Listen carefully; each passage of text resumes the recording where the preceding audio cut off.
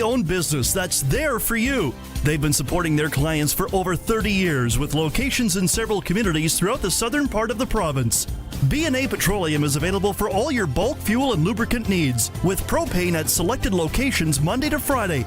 And don't forget, their Cardlock location is accessible 24 hours for your convenience.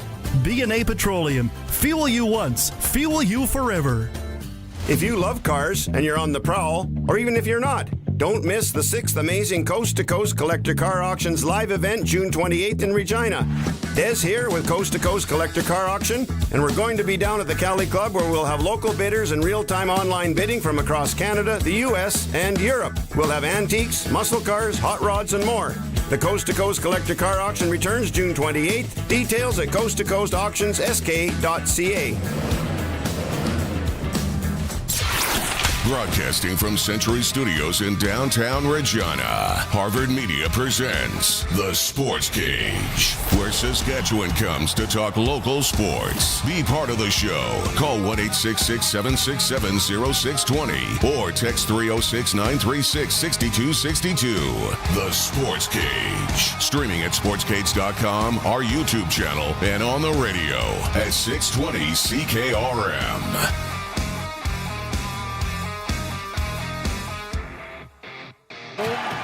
But Colson, nice pass across. Here's Draisaitl. He scores!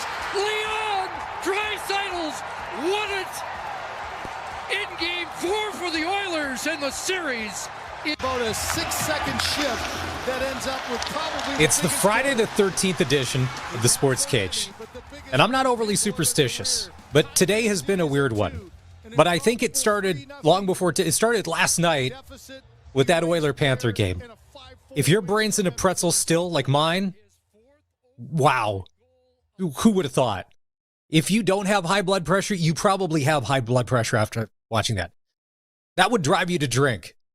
Oilers go down 3 in the first period. Then, hold my beer. Goalie change. Pickard in, Skinner out. Crawl back. 4-3 lead. Panthers tie it with 20 seconds left. Uh-oh. We're going to overtime. No problem. Leon wins it. Just put the puck on the net. It's always the greasy ones that go in. Florida had their chances. Man, Stanley Cup final tied at 2. Game 5 tomorrow night in Edmonton. I'm assuming it's going to be a nice day. It's a Saturday. Blood alcohol levels in the moss pit tomorrow may be higher than Chris Streveler's GPA. If you were listening to the show yesterday, all of that just made sense. Little insider, little Easter egg for listening to the show. Hey, thanks for being part of the Sports Cage on this Friday, the 13th. Like we'd mentioned, it's Maz in for Barney. Lots going on.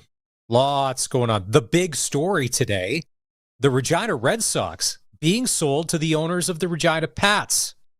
Queen City Sports and Entertainment, a subsidiary of Brand Industries, has signed a deal to acquire 100% of the Red Sox. The deal is expected to close on October the 1st.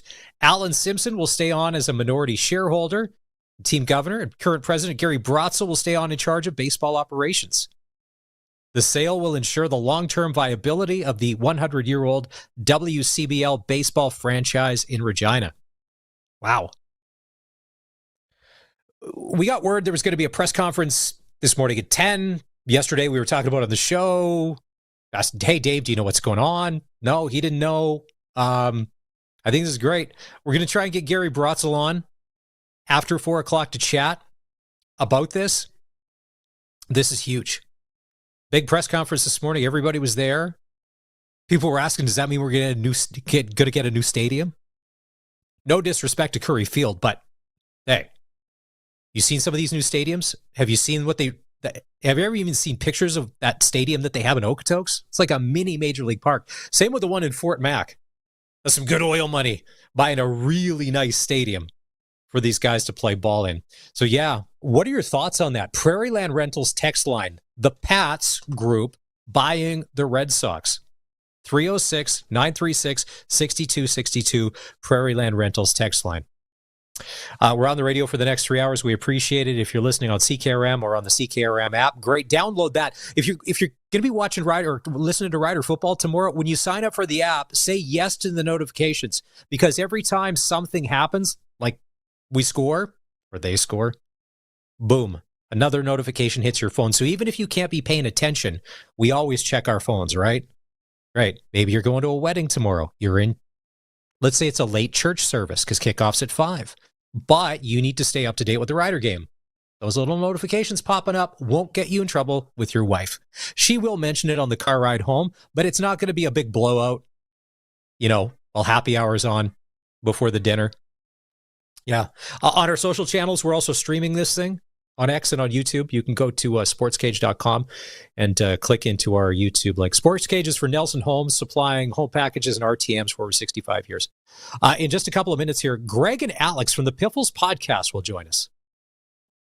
Rider game in Hamilton tomorrow. Depth charts out. Kadeem Carey is in. Deshaun Mims in. Jacob Brammer in. Jackson Ford in. We'll break down tomorrow's game.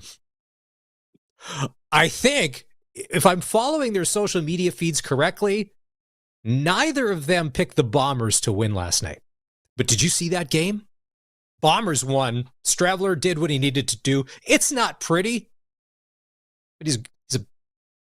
but he chunked through it. He did. They win 34-20, but Brady Oliveira gone, shoulder injury, probably long-term. Nathan Rourke gone, oblique injury. I didn't even know Jeremiah Masoli was still in the league until he trotted on the field after Rourke left the game. Bomber defense looked good. You couldn't tell that was the first game of the year. Willie Jefferson. I'm still mad that we lost Willie Jefferson. We could have kept him here. If it was just money, we could have kept him here. He's so good.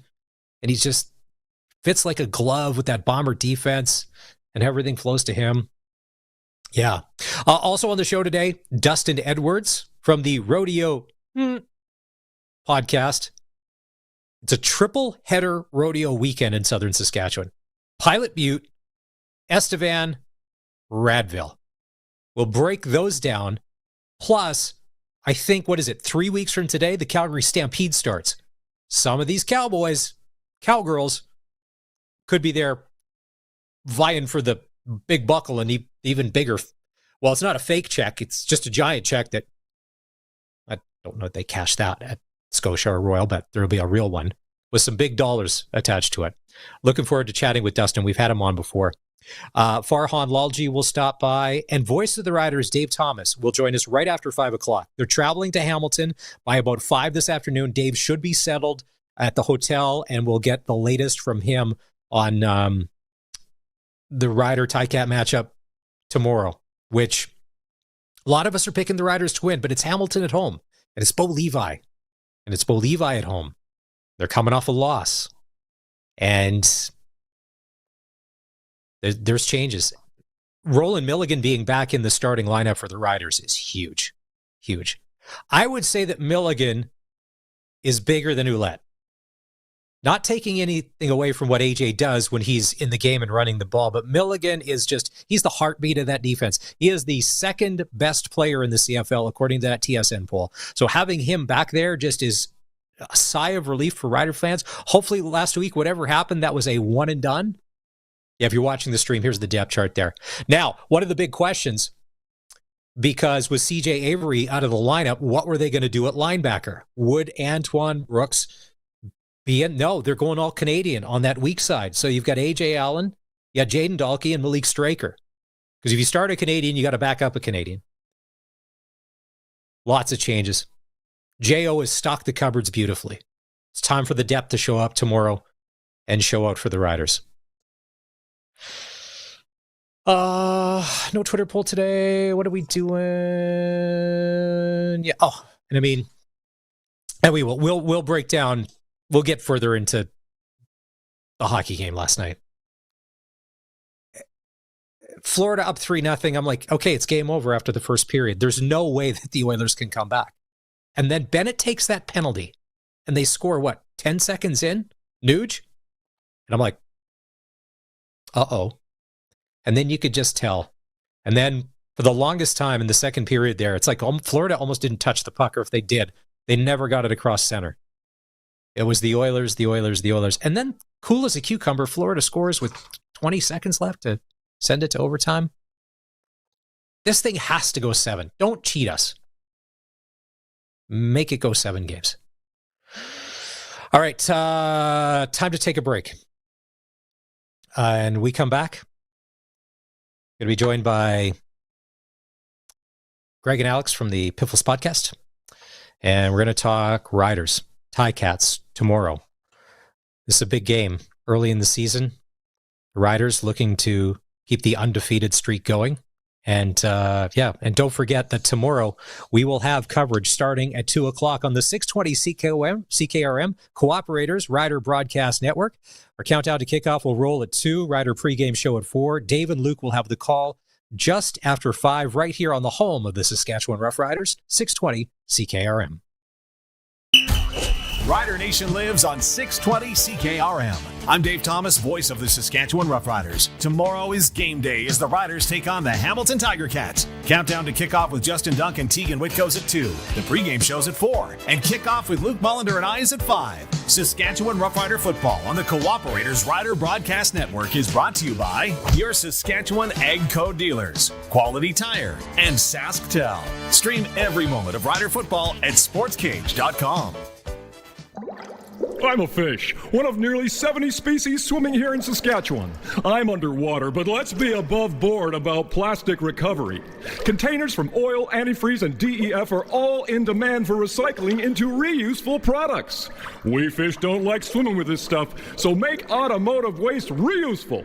Visit usedoilrecyclingsk.com. Mother Nature, our waters, and my whole school, thank you.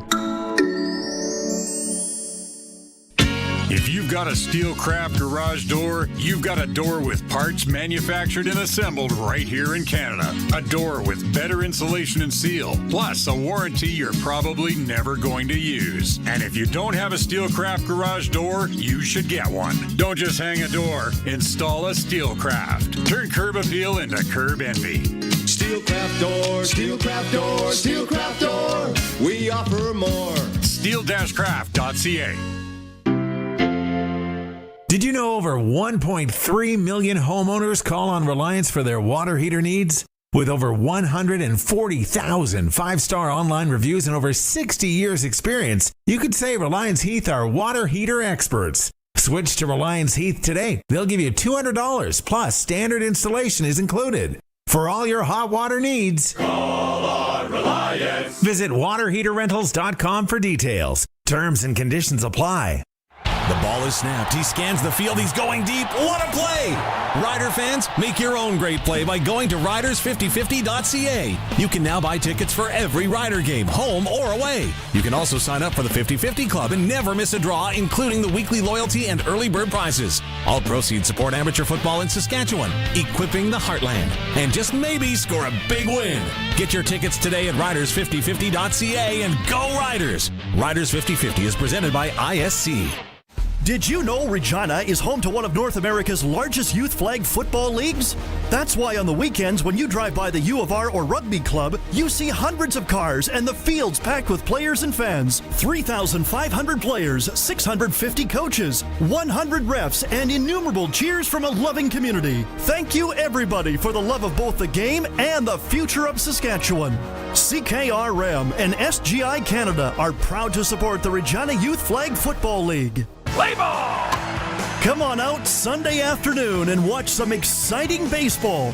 First pitch is 2:05 at Curry Field as the Regina Red Sox take on the Medicine Hat Mavericks. It's Father's Day, so cheer on that home run for Dad.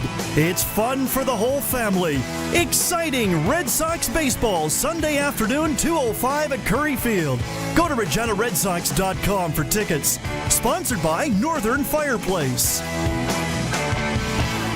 The Certified pre-owned vehicle demand is high and our supply is low. We need your trade-in at Capital GMC. We have 180 certified pre-owned vehicles to choose from. Be sure to check out employee pricing on all pre-owned vehicles, with rates as low as 4.99 for up to 60 months on select GM certified vehicles. And a great selection, plus 150 plus point inspection and roadside assistance. Capital GMC is the GM certified pre-owned vehicle destination at the corner of Rochdale and Pasqua in Regina, where we go the extra mile and so do our vehicles. This is Sportscage. Watch our live stream at sportscage.com and on the radio at 620 CKRM.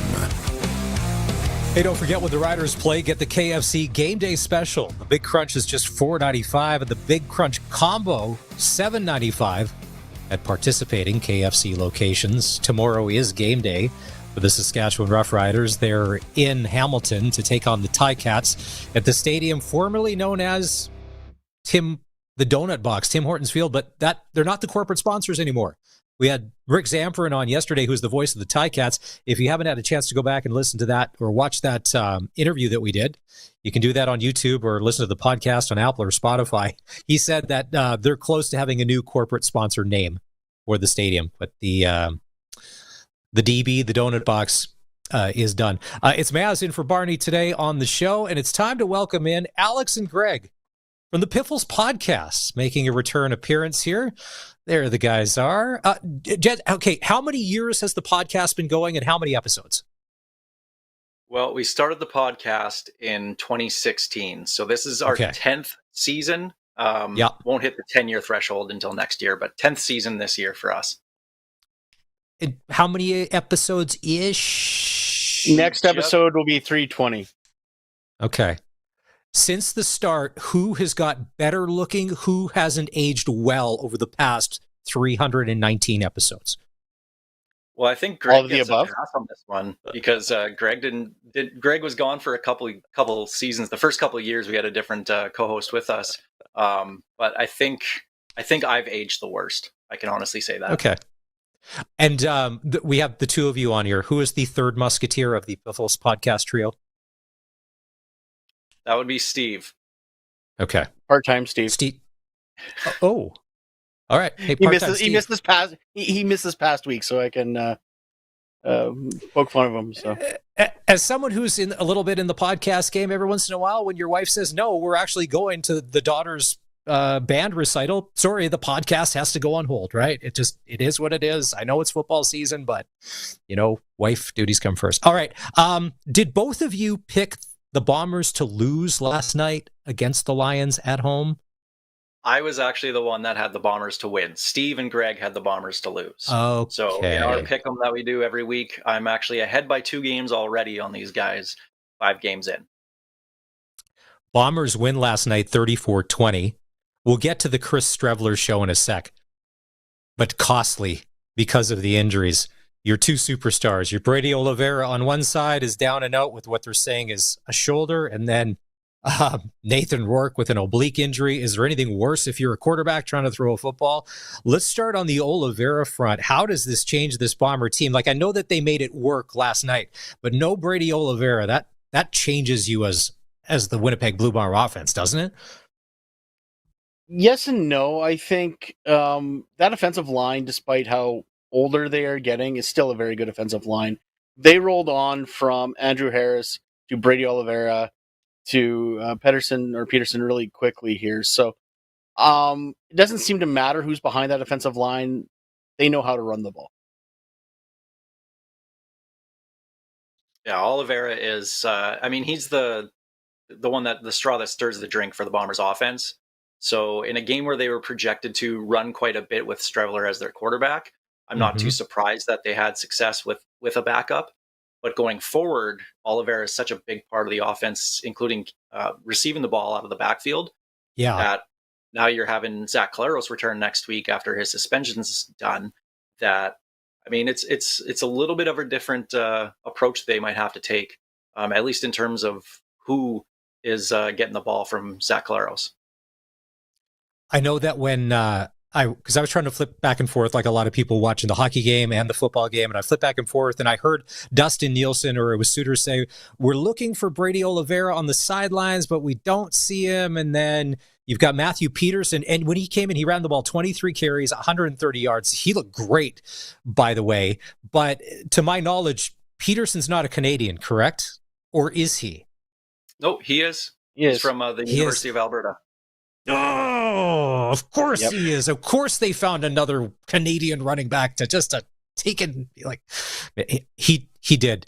He didn't miss a beat. He looked good. To your point, Alex, I don't know how good he's going to be out of the backfield. They didn't necessarily go to him a ton because with the Strevy show that was running things there. But when you flip things over on the BC side to Nathan Rourke, who at times looked confused, he got off a few good plays, but that Bomber defense seemed to have him.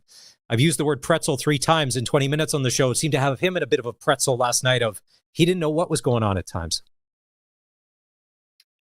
Yeah, the Winnipeg defense is going to be their strength this year, and they definitely gave Nathan Rourke fits. Nathan Rourke, I think they showed the stat on the screen a few times during the game last night that Rourke is now 0-4 against the Bombers, but he's 15-4 against everybody else.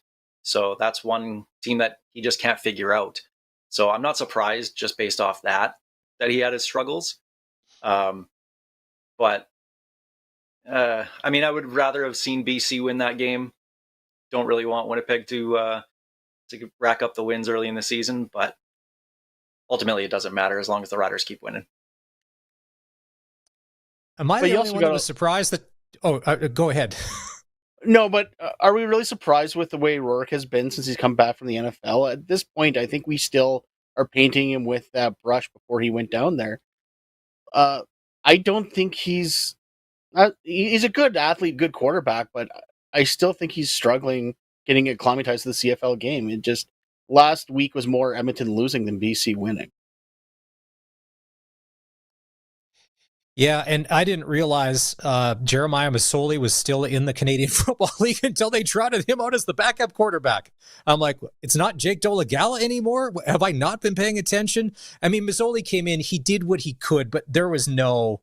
but at that point in the game, there was no way that the Winnipeg defense was going to be making mistakes left, right, and center to let Masoli cue the comeback. And I don't know, and if Rourke is out for any amount of time, is Masoli the guy? Like, who else is available? If he's not, if you've got to bring in a third, like, what are they, Buck Pierce, he knows his quarterbacks, he knows his offense. What are they going to do there? I think they got to ride with Jeremiah Masoli. There really isn't any kind of quarterback that's available that you can kind of come in and, plug in for a game. And with Buck Pierce as the head coach, I mean, he's worked wonders. You saw the offense with Zach Caleros in Winnipeg when he was there. So the guy knows how to work with veteran quarterbacks, and Masoli's he's a serviceable backup. That's where he is in his career now, and they could definitely do a lot worse than having Masoli, a couple games here or there. But it's that oblique injury could be very, very uncomfortable for Rourke. Definitely could play through it. We saw Cody Fajardo in 2019 here in Saskatchewan play the playoffs with 2 torn oblique muscles. So Cody's a tough guy, but that's a really tough injury. And especially early in the year, let him take a game or 2 off if you need to, and put Masoli in there and just ride with him for a couple games. It wasn't pretty yesterday. He wasn't shirtless with a fur coat on, with a cigar and a cowboy hat. He was all dudded up properly. But Chris Streveler did what he needed to do. 15 of 24. Take that, haters. 246. Oh, there it is. He'd be good. He'd be iconic, a blast at a party. Iconic. 15 to 24 for 246 yards. Streveler throws 3 touchdowns, no interceptions. I would say job complete for your 1-game fill-in assignment for the Zach Caleros suspension. Absolutely. I don't think anybody saw that performance coming from Chris Streveler. The knock on him his entire career has been throwing the ball. We know he can run it, and you expected them to play bully ball and run the ball, which they did, but BC sure helped him out a lot by leaving the Winnipeg receivers wide open. I think I could have thrown for almost 300 yards against that BC defense last night. Like, there was guys 10, 15 yards wide open with no one around them. So I would hope that Chris Streveler could make those throws to those guys. But to Streveler's credit, he made those throws. And he did have probably his best game as a starter, all around. He didn't really run the ball very much, but he didn't have to in this one. BC just made it so easy for him. And really, with 2 of those touchdowns to Nick Dembski, that's what you do, a short route to Dembski, and Dembski does the rest. Dembski only had 50 yards completion. Everything else went to Wheatfall for 150 yards? So, you had one guy with a ton of yards, and then Dembski was second with 50 and 2 touchdowns. So they did what they had to do, but I don't think BC is as good as I even had them this year. The one Streveler touchdown, it was one of the ones to Dembski where he threw it through the uprights. I'm like, whoa, that's impressive. Like that, I'm like, all right, and it's through the uprights, and Dembski with another nice Nick Dembski dive and catch. And yeah, he had 2 touchdowns. Carrick Wheatfall had 5 catches for 127 yards for the Bombers, and they were just efficient when they needed to be, and they didn't have to necessarily do anything outstanding because they were able to get enough of a lead and then play with it, let the defense do their thing. And yeah, and that defense, and I know we touched on it, at times it just looks suffocating, where even they were getting the hot routes even, like that I don't know if they knew the play calls or whatever, but they didn't look like what a week 1 defense looks like. That looked about week 7 or 8, how good the Bombers defense was playing. So Jordan Younger, Richie Hall, whatever it is, hats off to you. And with these injuries, we know Oliveira is probably going to be 6 game. The Rourke thing, it's the, hey, we're going to do the MRI. Is it a rest thing? Do they treat? We don't know. It's Alex and Greg from the Piffles podcast joining us on the Western Pizza guest hotline. We will get to the Rider game, but let's go through the other 2 games first, and then we'll take a break and come back, and then we'll really go into the Riders because depth charts looking crazy, new names and new places and all of that. Tonight, Alouettes, Red Blacks. I don't have a lot of faith that this is going to be a close football game if you're a Red Blacks fan. This could get ugly early because Montreal's good and Ottawa's just not talented enough. And where they do, they're too beat up with injuries, aren't they? Well, you're already down to your backup quarterback in Matthew Schultz. So with Drew Brown, the franchise quarterback, sidelined, that's going to be their biggest obstacle to overcome because they have a good receiving group. You have Eugene Lewis, you have Justin Hardy. So 2 of the better receivers in the league. But do they have the guy that can get them the football? This week, I'm not so sure they do. And on the flip side, you saw what Davis Alexander did for Montreal last week. And he looked very, very good against the Grey Cup champions in Toronto. So it could be one of those games where, like you said, Maz, it may not be particularly close. Yeah, I'm taking Montreal by 1 million at this point because Ottawa, even with Brown putting up a ton of yards, they couldn't hang on to Saskatchewan. We lost 5 starters, so it's not going to be fun for Red Blacks fans tonight. Or for the next few weeks of Drew Brown, because that's another one of those tricky injuries. If it is one of those hip pointer, kind of like hip lower back things that it's not enough potentially to keep you out, but you're never going to be comfortable. It's never not going to go away now potentially throughout the whole season. And you could tell instantly, even when Sask last week, when the injury happened, you're like, oh, okay. The game that I'm most puzzled about tomorrow is the Calgary Stampeders and the Toronto Argonauts in the who knows what's going to show up bowl. The Stamps looked good, but Hamilton looked bad. The Argos looked terrible, but for whatever reason, the Argos just win when they're not supposed to, especially in the Grey Cup. So tomorrow in Toronto, you guys, is this a head scratcher for you as well? Well, I want to know which Nick Arbuckle we're getting for Toronto starting this game. Are we going to get the same guy that played last week against Montreal and was not very good? Or are we going to get Grey Cup Nick Arbuckle, who plays the game of his life against, Winnipeg to win the championship? So for the Argos, they just need some sort of consistency on that offense. If they can get Arbuckle going and in a flow and give him some time, which he didn't have a lot of last week, then they'll be significantly better. Calgary, who knows? Obviously, we knew going into the season that Vernon Adams Jr. makes them a better team. I don't think anybody expected what we saw out of them in week 1. No. So was that just a 1 week flash in the pan for Calgary, or were they just up against a team that was, I mean, they beat Hamilton, who's lost 19 of their last 22 season opening games. So did they just get lucky by playing a team that never wins their first game? So this one's actually probably the most interesting game of the week, just based off, like you called it, I don't know what to expect, Bull. And really, what's Calgary going to look like this week? Last week, Dedrick Mills just went off. Can they get their running game rolling again? That's the thing about that opening week of the CFL. It's basically just a third week of preseason. We still don't know what half these teams are.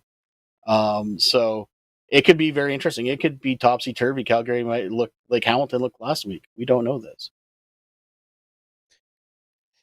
Yeah, I said earlier in the week that Nick Arbuckle plays his best when he comes in with no notice. When he has a week to be the starting quarterback to prepare, he seems to play some of his worst games. He's the best spot guy there is. Give him time, and maybe he just gets in he's in his own head, and it never pans out. All right, time to take a break here on the Sports Cage. Alex and Greg are with us from the Piffles podcast. Riders taking on the Ticats tomorrow in Hamilton. We'll break that down next. If you're just joining the show, the depth charts are out, and Kadeem Carey will be on the roster for the Saskatchewan Roughriders. More on that next. This is the Sports Cage on the home of Saskatchewan Roughrider football, 620 CKRM.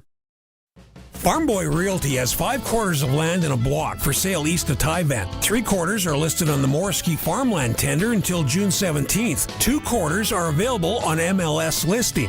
All quarters are in hay and have been seeded in the last 5 years. This is your chance to buy a 5-quarter block of land for hay or grain production. Call Guy at Farm Boy Realty, 434-8857. That's 434-8857. FarmBoyRealty.com. The auction action takes us to Langenburg, Saskatchewan for the farm retirement auction of Carlos Van Cassel. Online bidding happens June 11th through the 16th. Bid on items like a 1992 Case 9230 4-wheel drive, 2002 Case 2388 Combine, 1996 Premier 2930 Swather, as well as 9 hopper bins. That's the Carlos Van Cassel retirement auction near Langenburg, Saskatchewan. Bidding happens online, yacauctions.com. Give us a call, 306-782-5999. Farmers, grain, poultry, cattle, barn, house, and more. A generator is a necessity. Whether you need to keep operating during an outage, keep water bowls from freezing, grain drying during winter, or need power at a remote location, you need a generator from Shorty Generators. Now is the season to buy or service your generator on the farm to be sure you always have power when and where you need it. And Shorty services all makes and models, including PTO generators. Shorty Generators. Power where you need it. ShortyGenerators.ca. Calling all skilled heavy-duty mechanics. Core Industrial Services has an exciting opportunity for you. They're hiring a full-time heavy-duty mechanic to join them at their 9,000-square-foot shop in Rocanville, Saskatchewan. As a heavy-duty mechanic, you're responsible for performing maintenance and repairs on a wide range of equipment, from heavy machinery to light trucks and more. At Core Industrial Services, they believe in the power of teamwork. Apply today on their website at coreindustrial.ca or call them at 306-745-4844. Core Industrial Services, where expertise meets opportunity. Apply now. You know something? It's like selling a 6-pack with only 5 beers in it. Wood Country Woody here, reminding you that unlike some other places, Wood Country Garage Packages contains everything you need, right from the start, including appearance-grade lumber, all your nails and screws, and walk-in doors with cladded jambs. Building a garage? It's one and done with Wood Country. Your home is your castle. In McLean, Estevan, and Tisdale. Shop online. wood-country.com. Employee pricing has arrived at Crestview Chrysler with the 100 Years in Canada event. That means $99 per week on a new 2025 Jeep Compass. Financing as low as 0% for 72 months on select Ram 1500s. Save up to $26,000 on the new Dodge Durango Hellcat. Or get into a new 2024 Dodge Hornet for as low as $38,995. Take your pick, boss. It's employee pricing. Only for a limited time at Crestview Chrysler Dodge Jeep Ram. You say move, and your cows say you tell them your water is right over there, and they say You can't convince a cow to move to the water, so move the water to the cows with the Keln Solar Livestock Watering System. With the Keln Solar Livestock Watering System, you can put your pump pretty much anywhere without the cost of hooking up to the grid. Learn more about the Keln Solar Livestock Watering System at kelnsolar.com. Keln Solar, we move water. Honky Tonk legend Mark Chestnut. Celebrating 35 years of music. Joined by special guest Aaron Goodvin. June 28th at Temple Garden Center. Tickets on sale now at Temple Garden Center box office or online at sasktix.ca. Text CKRM 306-936-6262. Powered by Prairie Land Rentals. From skid steers to tents to power tools, anything you need to rent for that spring or summer job is at Prairie Land Rentals. Deal with the owner. 600 Albert Street.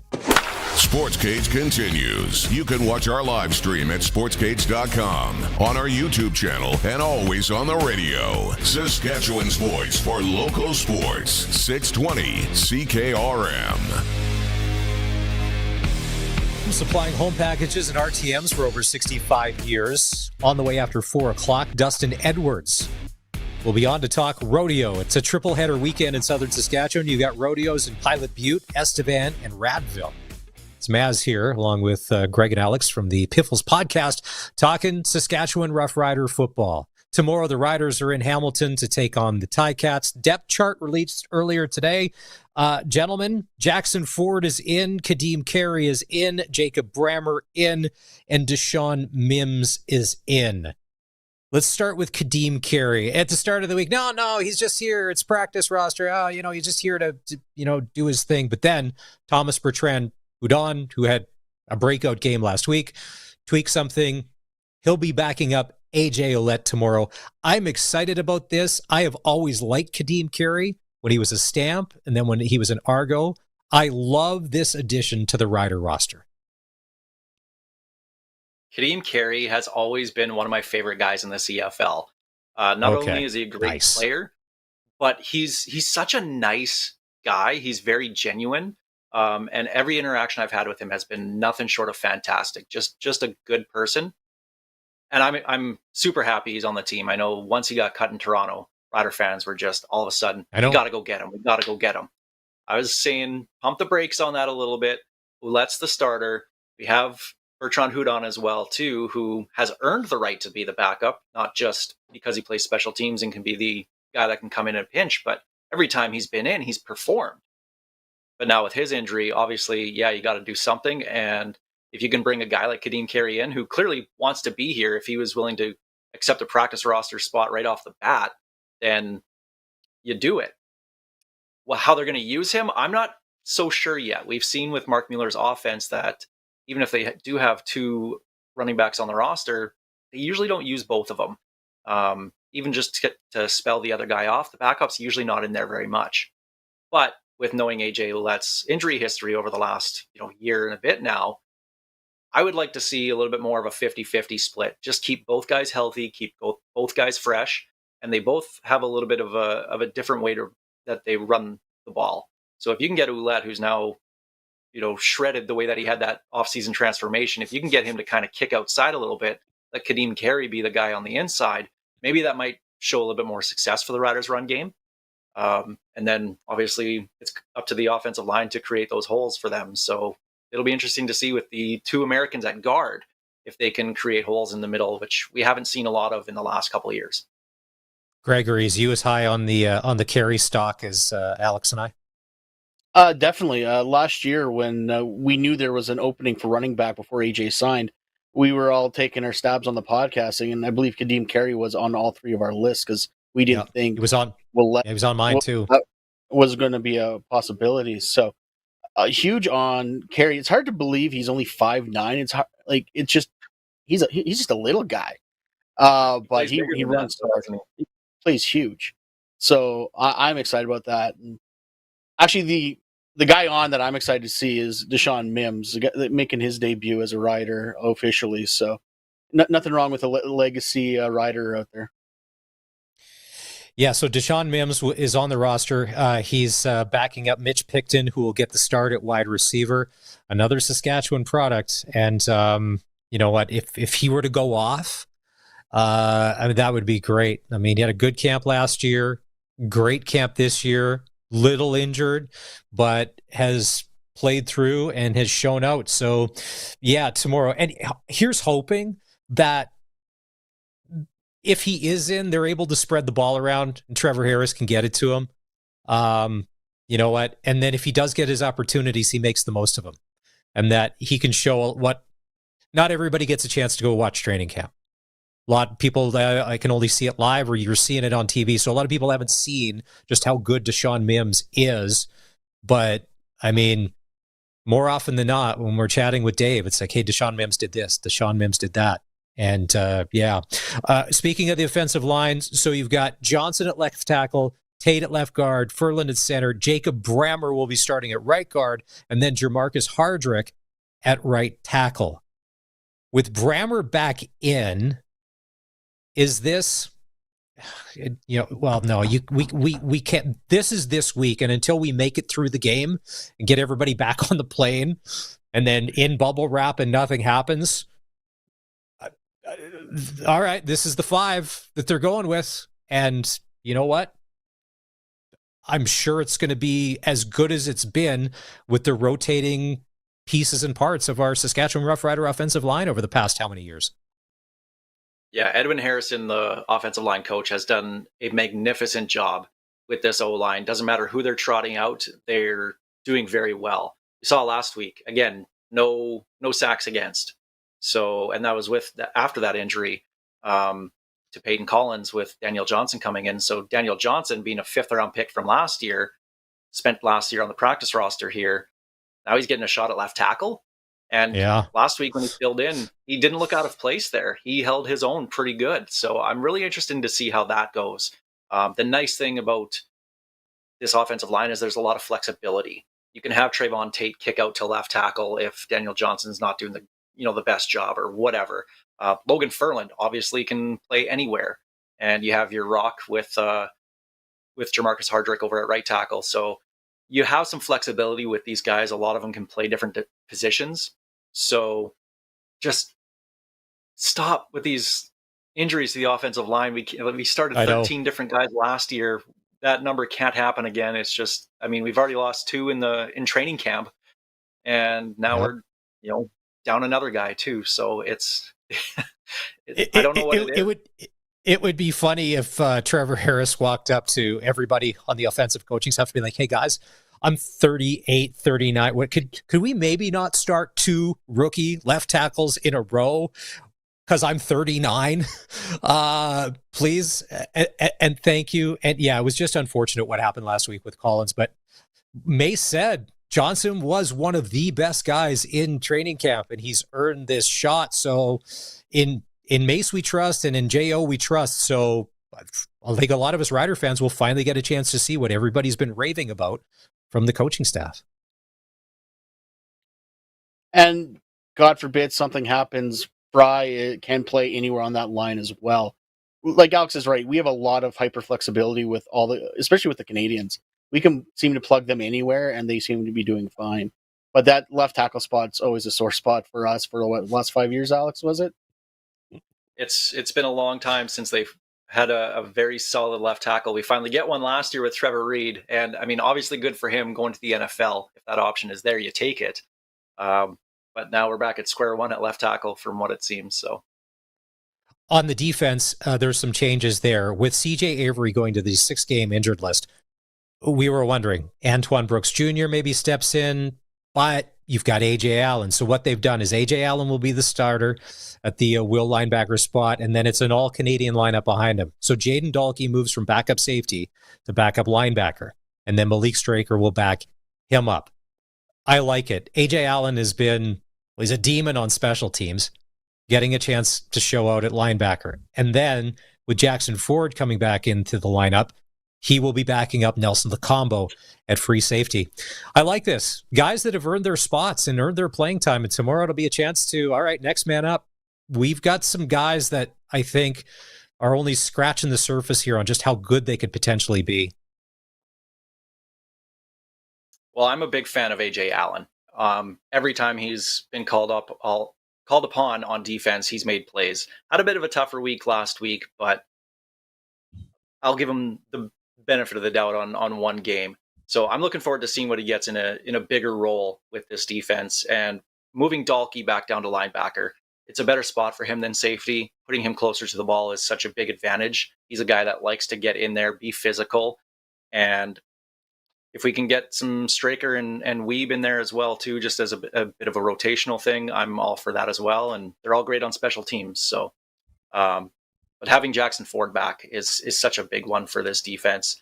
He was looking great in preseason and in training camp. That he provides a lot of depth, and there's a lot of flexibility with their Canadians on defense. Yeah, Ford probably was my favorite guy coming out of preseason. He looked like he definitely kicked it up a notch, being fully healthy. So I'm glad he's back on there, especially that free safety spot. I just love this defensive line. I'm just looking at it right now. Baldonado backing up Carney, and Johnson, Rose, Ray. Like, this line, poor Levi Mitchell better just draw back and throw. He can't do that gunslinger, hold the ball forever tomorrow. He's going to be under a lot of pressure. Okay, but on the Bo Levi front, and we're all long-suffering Rider fans when it comes to Bo Levi Mitchell. Bo, for whatever reason, since he's come into the league, has kind of had the Riders' number. That, whether the Stamps or even with Hamilton and the Ticats teams he's been on haven't been as good as the Stamps at times. But Bo has a pretty good record against the Riders. And that's what I'm worried about tomorrow, is that for whatever reason, just the Bo stuff just works against us. Maybe it doesn't happen against anybody else. Rick Zamperin was on yesterday. We asked him, hey, what does Bo struggle with more? Is it the zone, the bend but don't break Corey Mace, or is it the man? And he said, well, last week Calgary kind of played a little bit of both, and it confused him. So how did Mace watch that and go, oh, okay, maybe we got to change it up, or we've got to, like you said, 50-50 some of this in? How do you, because Bo's not, even if Bo throws an interception, Bo is not going to stop being aggressive. So how do we stop him from doing what he's done to us in the past, unfortunately? It comes down to that defensive line. If they can get pressure immediately, which they got a lot of against Ottawa last week, that's going to be the big thing. If you can just disrupt the timing, get some hands in the way, knock down some passes, that's going to be the thing that's going to be the biggest benefit for the Riders here. Well, Levi Mitchell's going to be that gunslinger. He's going to throw the ball a ton. He has Kenny Lawler. He's got Tim White. Mm-hmm. He's got some very good receivers over there. And he's going to look to try and sometimes force things, because he's had success in this league. He knows what he's doing. So probably gives him the confidence to make some of the throws that maybe he shouldn't. And as far as the Riders switching up, their defense and making it, switching up on man and zone defense, with what I would personally love to see it. But with what I've seen out of Corey Mace's defense, I think what we see is what we're going to get. And it's a lot of zone. And it's going to be the bend but don't break. So give up some plays in the middle, but we're not going to let them beat us over top, which Hamilton can strike over top very easily. So I think the big thing for the Riders defense is to limit exactly how far the ball goes. Yeah, the Corey Mace defense reminds me of Remember the Titans, just like Novocaine, just give it time and it works. And that's what it is. He's not going to change for anything. He's going to keep running the same bend but don't break, because that's what he knows and that's what he knows works. But yeah, that depends on what our front seven, even the front four, can do mainly. With Thurman and Revis occasionally. But yeah, I don't see him changing it. But the last couple of games against the Ticats were both of them were 50 plus. So she should be a high scoring affair anyway. All right, we got about 60 seconds left. We're going to switch to hockey. So I've noticed on your podcast, Dairy Queen is one of the sponsors. And the Dairy Queen Blizzard has become very popular in these Stanley Cup playoffs with the Florida Panthers and Brad Marchand. He's eating them before games. He's eating them in between periods. First question, do you guys get free Dairy Queen as much as you want with them being a sponsor? Yes or no? Oh, I wish. Yeah. Okay. I'd be a much larger man if we did. Okay, and Alex, favorite Blizzard flavor if you had to choose one? I'm not sure if you do, but everybody loves a Blizzard. What's your go-to? The go-to is always going to be the Oreo one, every time. Okay. Greg? Score when it's in season. S'more when it's in season, score when it's not. Ooh, I'll go cookie dough without the pump of chocolate in there. I just want the vanilla and just the cookie dough so it's not too sweet, although it's probably 70 grams of sugar. Tomorrow, real quick, Oilers win or Panthers win. Alex, will go to you first in Edmonton. I'm not an Oilers fan. But this you don't have to be. It's okay to not be. Series, just because we're in Saskatchewan, it's fine. I like seeing the greats win. I think it'll be a special moment when Connor McDavid wins a Stanley Cup, and I think one day he will. Florida, I can't see them playing like that again, but it's in Edmonton, right? So I think Edmonton takes Game 5. Greg? I hope both teams lose. That sounds like a sour Leafs fan if you're asking me. I don't even know who you cheer for, but that kind of answer would lead me to believe we're all Penguins fans on this podcast. Oh, okay. I like Sid. Maybe if he ends up in Colorado, I'll like him even more. Anyways, gentlemen, it's Alex and Greg from the Piffles Podcast. Thank you for your time. You can find them on the socials. Episode 320 is coming. We've discussed who's better looking from the start to the finish here. And gents, let's have a great game tomorrow. Rider football here on 620 CKRM. The Cooperators Rider Broadcast Network has our countdown to kickoff show starting at 2, Rider pregame show at 4, and then David Luke will have the call with the kickoff at 5, right here on the home of the Saskatchewan Roughriders, 620 CKRM. 620 CKRM is your home to country's greatest hits and the 90s at 9. 1 full hour featuring the biggest hits of the 90s. Garth, Reba, Alan, Shania, George, and so much more. No cassette tape or CDs required, and 90s mullets are optional. 90s at 9 for the town of Wolseley and the voice of Saskatchewan. 620 CKRM. You know them as TM Auctions, but Terry McDougall and Tam Kostanek would like to introduce their new name, McBids. Now known as McBids, they will continue to proudly serve Saskatchewan. With over 50 years combined experience in the auction and appraisal industry, experience, trust, and transparency are words they live by, and they will continue to do so as they invite you to join them as they continue their journey as McBids. Give them a call at 306-262-6327 or visit mcbids.ca. McBids, same trusted team, bold new brand. At the Queen City X, presented by SaskTel, it's not just a fair, it's a chance to make memories that last. That thrilling moment when the lights come on at night and you feel like a kid again. We're celebrating all things Canadian, from our new Midway provider to all the acts on the O16 stage, where the smell of mini donuts hits you like a memory. The fair is back from July 30th to August 3rd. Follow QCX on socials. Queen City X, turning up the fun for more than 140 years. If you have a garage door that's running a little rough, you should really have Busy Bee Doors, the garage door specialists, come out and repair it. Or it may need to be replaced altogether. Yeah, just call Busy Bee Doors, the local experts who have been in the business for many, many years, because they can fix or replace any commercial or garage door. Honey, calling Busy Bee. Good idea. Busy Bee Doors, the garage door specialists. At the cabin or on the farm, Access Rural Internet gives you speed and service you can rely on. Right now, get Access Rural Internet for as low as $69.95 a month for 24 months, including free service calls by our local techs, a free Wi-Fi router, and a strong, reliable signal matched by our strong, reliable customer service. Great service is never far away with Access Rural Internet. Visit myaccess.ca to book your free site survey. The ball is snapped. He scans the field. He's going deep. What a play! Rider fans, make your own great play by going to riders5050.ca. You can now buy tickets for every Rider game, home or away. You can also sign up for the 50-50 Club and never miss a draw, including the weekly loyalty and early bird prizes. All proceeds support amateur football in Saskatchewan, equipping the heartland, and just maybe score a big win. Get your tickets today at riders5050.ca and go Riders! Riders 50-50 is presented by ISC. Since 1949, Nelson Homes has been providing you one-stop shopping for ready-to-move homes, panelized packages, and on-site builds. Nelson Homes' team of authorized dealers all over Saskatchewan would be happy to help you turn your dream home into a reality. In the Radville-Weyburn area, call Darren and Claude at South Sask Builders. Or call 1-800-661-6534 for more information. Nelson Homes, trusted quality and service since 1949.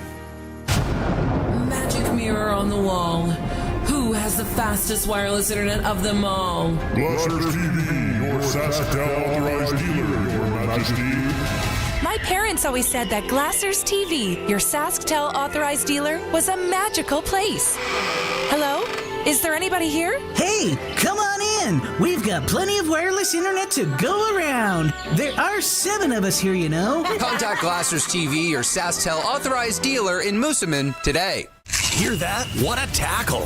That big crunch wasn't from the tackle, Chris. That's the KFC $4.95 End Zone Big Crunch and $7.95 End Zone Big Crunch combos only on game days. The End Zone Special available on Rough Rider game days at participating KFC Sask locations. It's time for the Sports Ticker, brought to you by Reliance Heath Water Heater Rentals. For all your hot water needs, call on Reliance Heath today. Chase Spawn and Sam Burns are all tied at 3 under U.S. Open, the second round. Major League Baseball, in about 45 minutes' time, the Jays are going to open a series against the Phillies in Philadelphia. The Jays are hot. What are they, like 38-30? 3 games back of the Yankees? All good. Maybe Aaron Judge will just go cold for the rest of the season and then first place, look out. Tonight, the Regina Red Sox are home to the Weyburn Beavers at Curry Field. First pitch there goes at 7 o'clock. There's CFL action. Montreal is in Ottawa for the home opener there for the Red Blacks.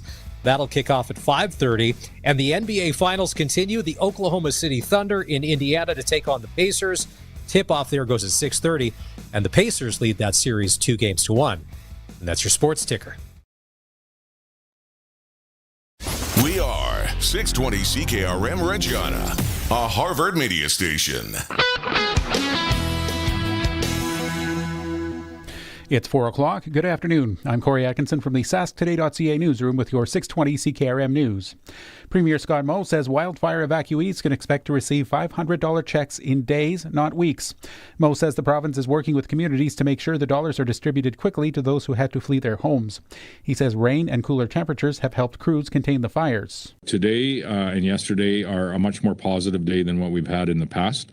We have many families, if not over half of families that were evacuated are able to return home or have already returned home in the last 24 hours.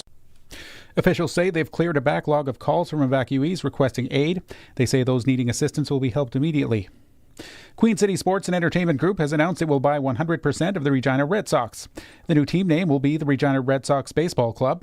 The deal will close on October 1st. Queen City Sports and Entertainment Group is owned by the Brand Group and already owns the Regina Pats. The Red Sox were founded in 1913 and are Canada's oldest baseball team. Team leaders Gary Brotzel and Al Simpson will stay on after the sale. Queen City Sports and Entertainment Group says the move shows its support for sports in Regina. Organizers say the Queen City Pride Parade helps make Regina a welcoming place for the LGBTQ2SQIA+ community. People from cities like Halifax and Toronto, and even small towns, travel to join. Queen City Pride co-chair Riviera Bonneau says the theme Free to Be Me reflects that nobody should have to hide who they are.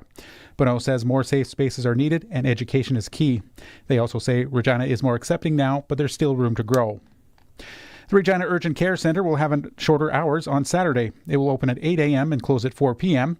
Regular hours of 8 a.m. to 9:30 p.m. will return on Sunday. If you have a medical emergency during the closure, go to Regina General or Pasqua Hospital or call 911. You can also call Healthline 811 for advice 24 hours a day. Escalating hostilities between Israel and Iran are sending crude oil prices higher, but analysts say it's too soon to know how long the jolt will last. Jackie Forrest is the managing director of energy research at ARC Financial in Calgary. She says if the Strait of Hormuz, a crucial oil shipping route, is cut off, it could send crude prices north of $100 US a barrel, but that's unlikely to happen. In the absence of the Strait of Hormuz being cut off, another potential scenario is that the war, is limited to Iran, but results in some outage of their ability to export crude oil. I think that's a probably more likely scenario. Forrest says other OPEC members can make up for the potential loss of Iranian exports, keeping global prices moderate. And Willie Nelson is as busy as ever at age 92. He'll soon be back on the road again with his friend Bob Dylan and the Outlaw Music Festival.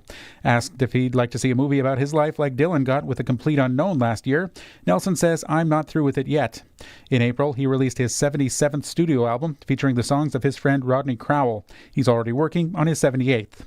That's your 620 CKRM News. Read more stories from around your community and around the province at sasktoday.ca and 620ckrm.com. Your weather is next. Get ready, Canada. The Saskatoon two-day auction is coming June 17th and 18th, and it's shaping up to be one for the record books. This is the largest agriculture auction in Western Canada, featuring over 80 combines, 100-plus headers, 30-plus ag tractors, 8 sprayers, and 60-plus truck tractors. You'll also find grain trailers, pickups, cars, SUVs, something for everyone. Extended yard viewing all weekend prior. This is a can't-miss event for farmers, dealers, and buyers. Download the RBA app or visit rbauction.com. Ritchie Brothers Saskatoon. Don't miss it. The 17th Annual Jazz Fest Regina 2025 is June 19th to 24th. Welcome summer fun of 6 days and nights with several headliner concerts featuring Shuffle Demons, Anthony D'Alessandro Quintet featuring Benny Benack III, Rhythm and Blues Review, the Ted Warren Sextet, the Christine Jansen Quartet, and the Lorraine DeMarie Trio. Plus, Sunday, June 22nd, the Jazz Brunch with the U of R 50th Anniversary Alumni, All-Star Big Band, and Multicultural Day to follow. Tickets at jazzfestregina.ca. 620 CKRM Precision Weather Forecast is brought to you by Line X Regina. Serious protection, killer looks, 1865 McCarra Street. Partly cloudy tonight with a chance of showers and a low of 13. Tomorrow, a mix of sun and cloud. Chance of an afternoon thunderstorm and a high of 27. For Sunday, partly cloudy, chance of showers and a high of 26. Monday, sunshine and 26. And for Tuesday, sunny and 25. Right now, cloudy, windy, and 21 degrees in downtown Regina. When you want the best for your truck, you want Line X. Your truck has withstood the harshest elements Saskatchewan has thrown at it. Rocks, gravel, rain, sleet, and snow, and left with no chips, no rust. Line X protective coating keeps your truck's bed liners, rocker panels, and bumpers looking like brand new. Don't settle for Brand X. Go with Line X. It's serious protection. Come see why everybody loves taking their truck to Line X Regina for their rocker panels, bumpers, and more. Line X. Make your truck complete. 1865 McCarra Street. Farm Boy Realty has 5 quarters of land in a block for sale east of Tyvan. 3 quarters are listed on the Morrisky farmland tender until June 17th. 2 quarters are available on MLS listing. All quarters are in hay and have been seeded in the last 5 years. This is your chance to buy a 5-quarter block of land for hay or grain production. Call Guy at Farm Boy Realty, 434-8857. That's 434-8857. FarmBoyRealty.com. Broadcasting from Century Studios in downtown Regina, Harvard Media presents The Sports Cage, where Saskatchewan comes to talk local sports. Brought to you by Nelson Homes, supplying home packages and RTMs for over 65 years. Be part of the show. Call 1-866-767-0620 or text 306-936-6262. The Sports Cage. Streaming at sportscage.com, our YouTube channel, and on the radio at 620 CKRM. Well, it's game day for the Saskatchewan Roughriders. They'll be in Hamilton to take on the Ticats in an hour's time. We'll connect with Voice of the Riders, Dave Thomas, here on the Sports Cage. They're just getting settled, I believe, at the hotel, and we will find out the latest on what looks to be a really good matchup tomorrow. Although the Riders have got some injuries, that depth that J.O. has built, Trevor Harris, Kadeem Carey, AJ Ouellette, Roland Milligan's going to play. Saskatchewan Roughrider football will be on the 620 CKRM Cooperators Rider Broadcast Network tomorrow starting at 2 with countdown to kickoff. The Rider pregame show will go at 4. Dave and Luke will have the call just after 5. And when the Riders play, get the KFC Game Day Special, the Big Crunch for $4.95, and the Big Crunch Combo for $7.95 at participating KFC locations.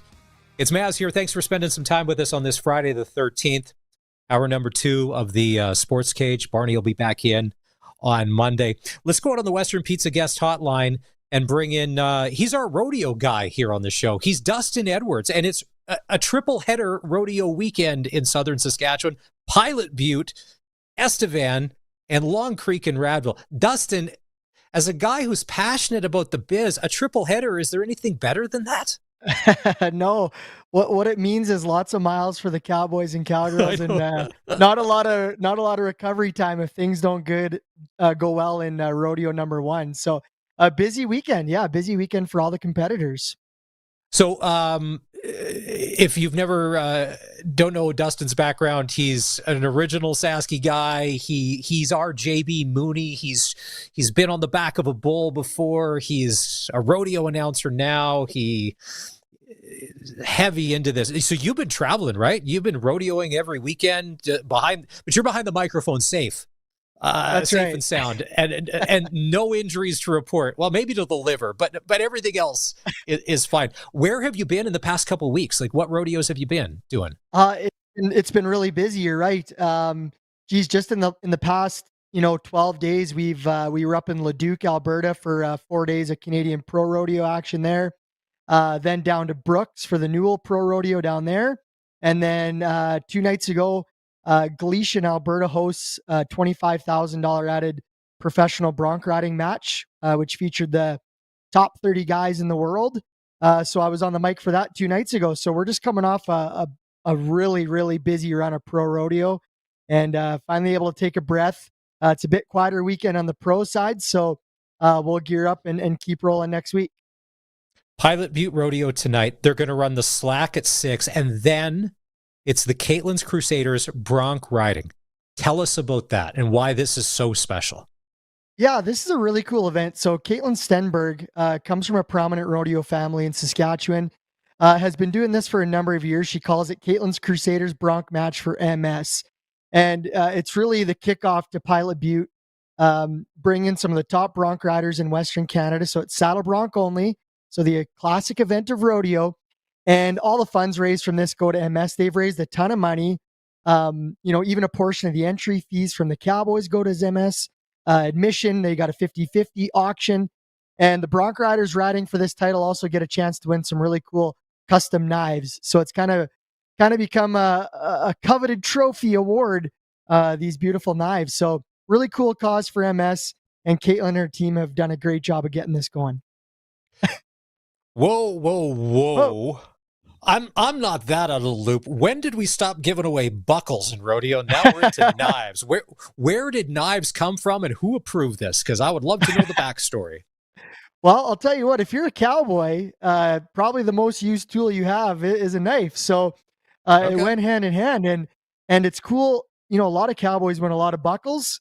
So it's cool when committees and associations come up with something different. I've seen guitars, surfboards. What else? Yeah, trophy rifles. They don't work, but they're trophy. So yeah, a little bit of everything. But tonight it's about the knives. Maz, all about the knives. I don't know if you need a surfboard down at Katepwa, but whatever. So it's funny. So the Caitlin's Crusaders bronc riding, and then there's karaoke to follow. Yeah, and I think it's optional for the bull riders, or for the bronc riders. And I just said, just whatever, no slow songs.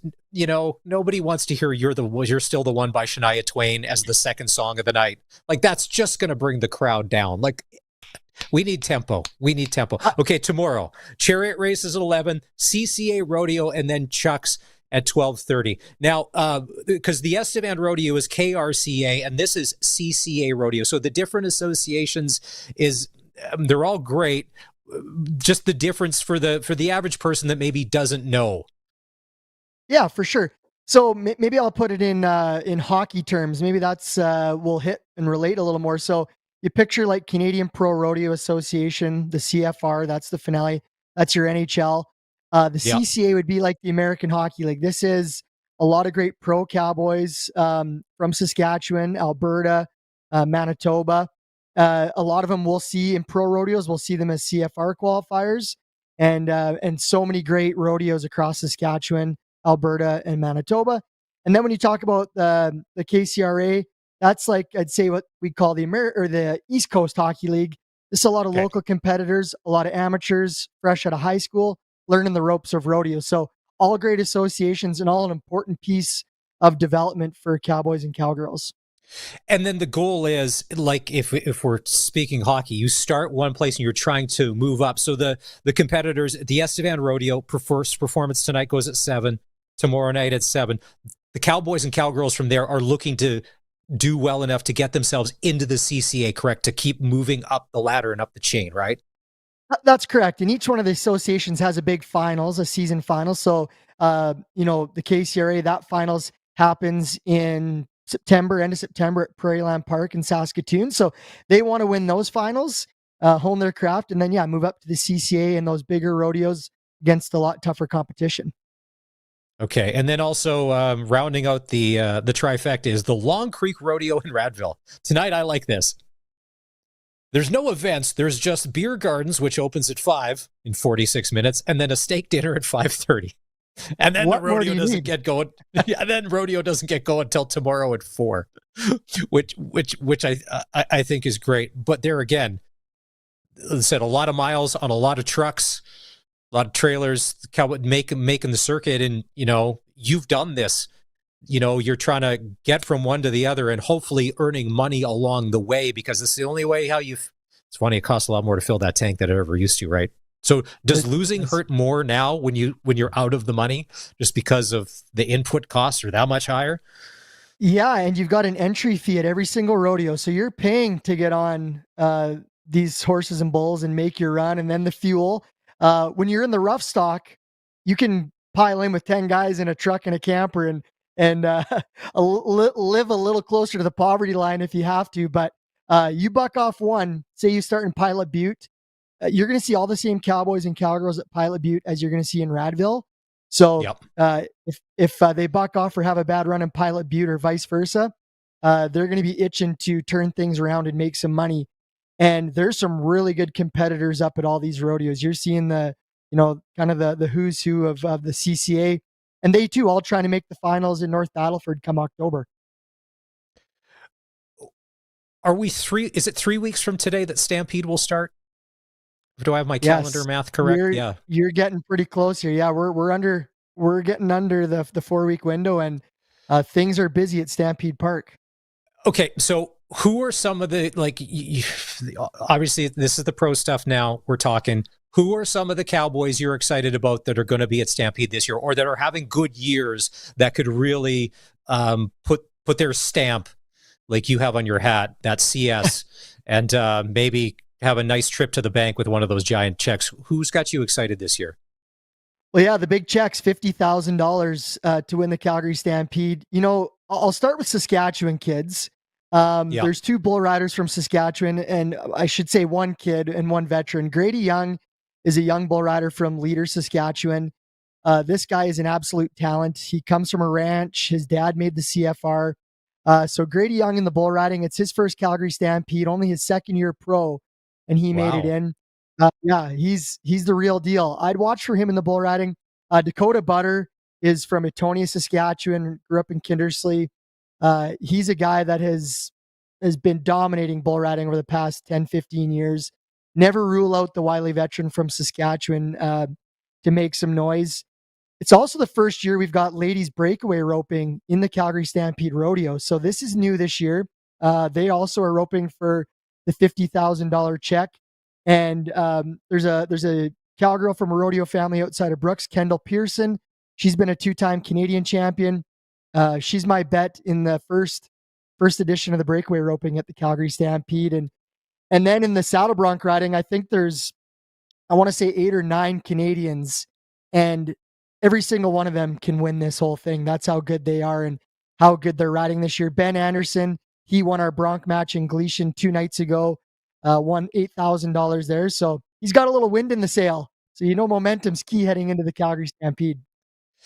When it comes to Stampede, for like a lot of these Cowboys, you're talking about like Kate's second year in, much like if it's Game 7 of the World Series or Stanley Cup Final, Oilers, Panthers, it's a nerve situation, right? They've done it a million times.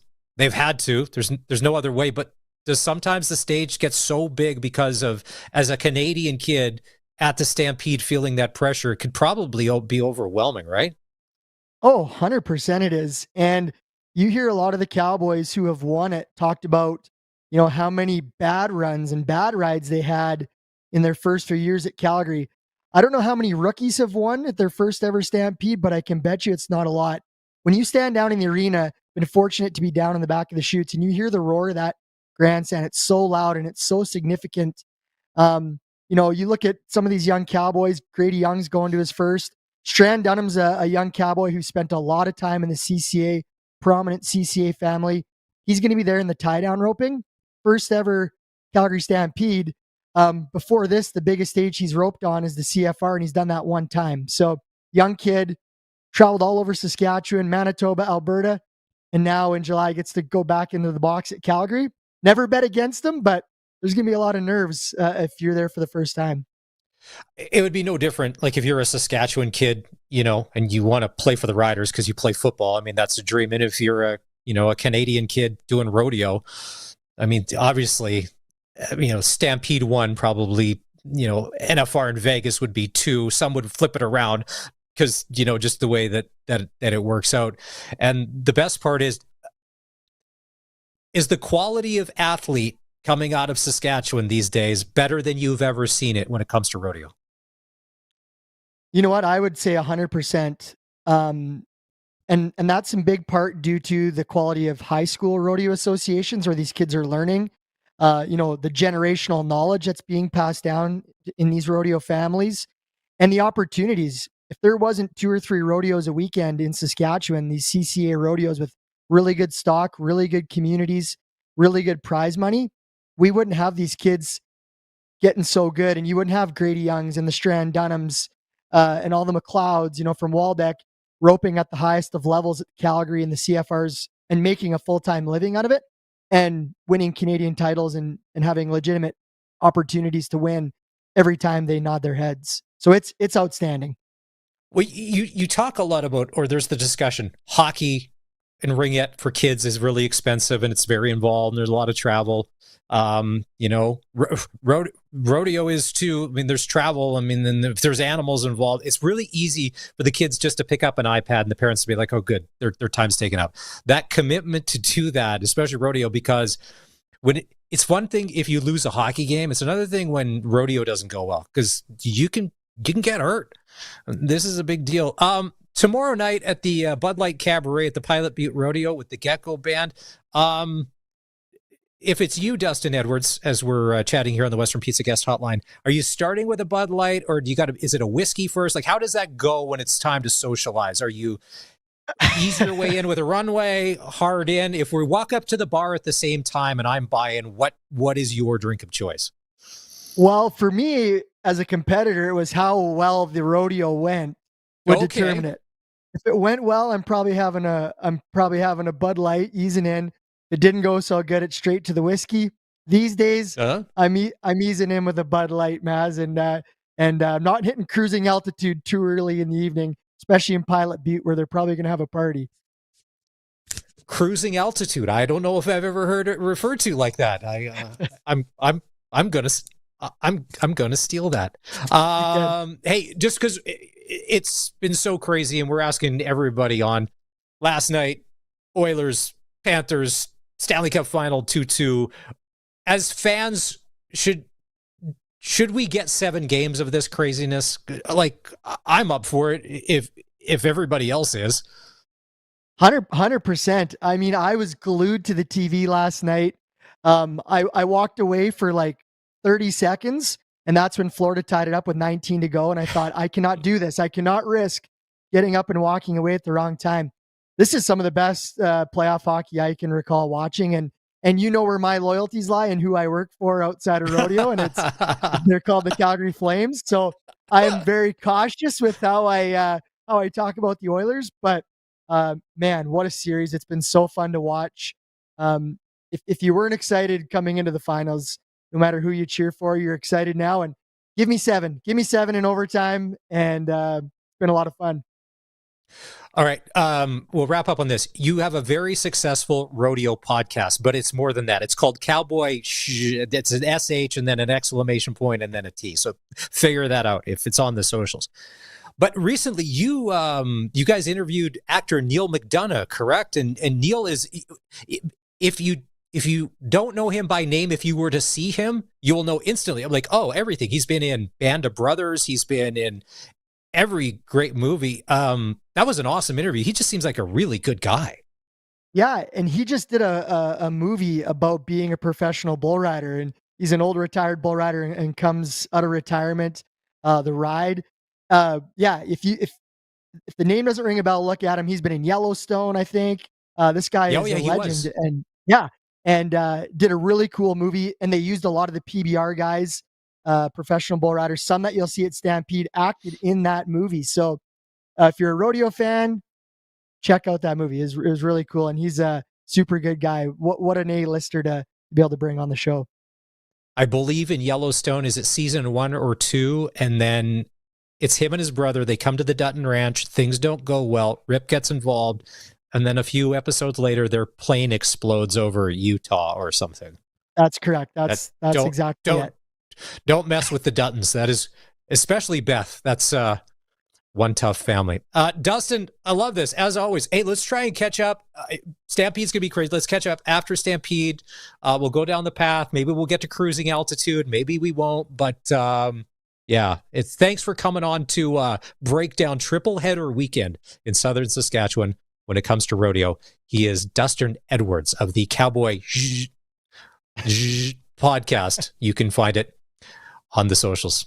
All right, it's time to take a break here on the Sports Cage. The big news earlier today, the Regina Pats, the Queen City Entertainment Group, bought the Regina Red Sox. We'll dive into that more, and we're hoping to catch up with Gary Brotzel from the Red Sox sometimes this hour. This is the Sports Cage on the home of local sports in Saskatchewan, 620 CKRM.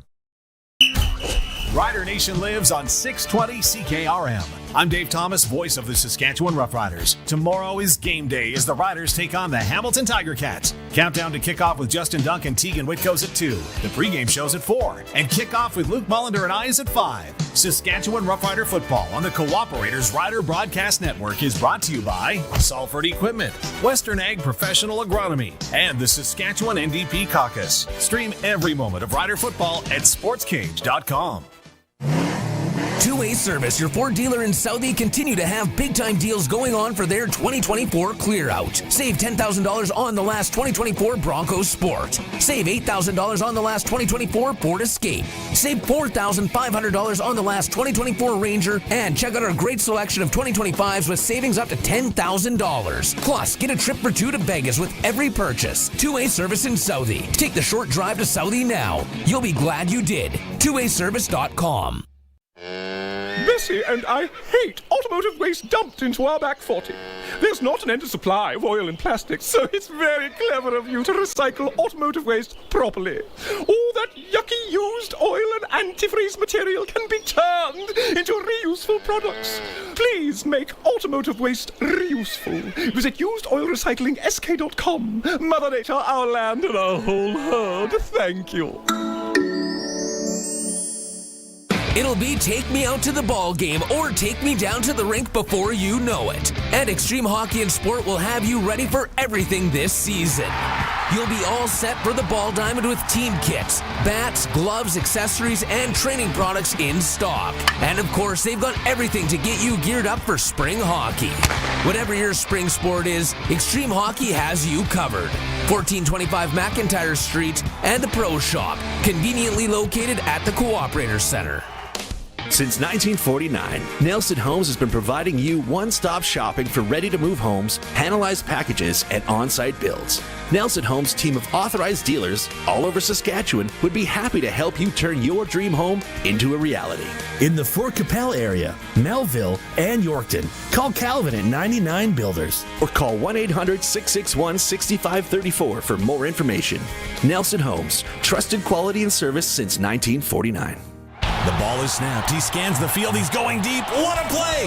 Rider fans, make your own great play by going to riders5050.ca. You can now buy tickets for every Rider game, home or away. You can also sign up for the 50-50 Club and never miss a draw, including the weekly loyalty and early bird prizes. All proceeds support amateur football in Saskatchewan, equipping the heartland, and just maybe score a big win.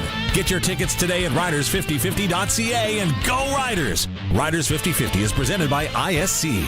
Get it hot, get it fast, Western Pizza. Dinner served. What's this? Pizza. Looks like cardboard. It is. Cut into a circle. What? Hope you're hungry. You wouldn't order cardboard for dinner, and that's not what you get when you order from Western Pizza. Think I'll order Western Pizza. They've got their pizza down to perfection. Western Pizza.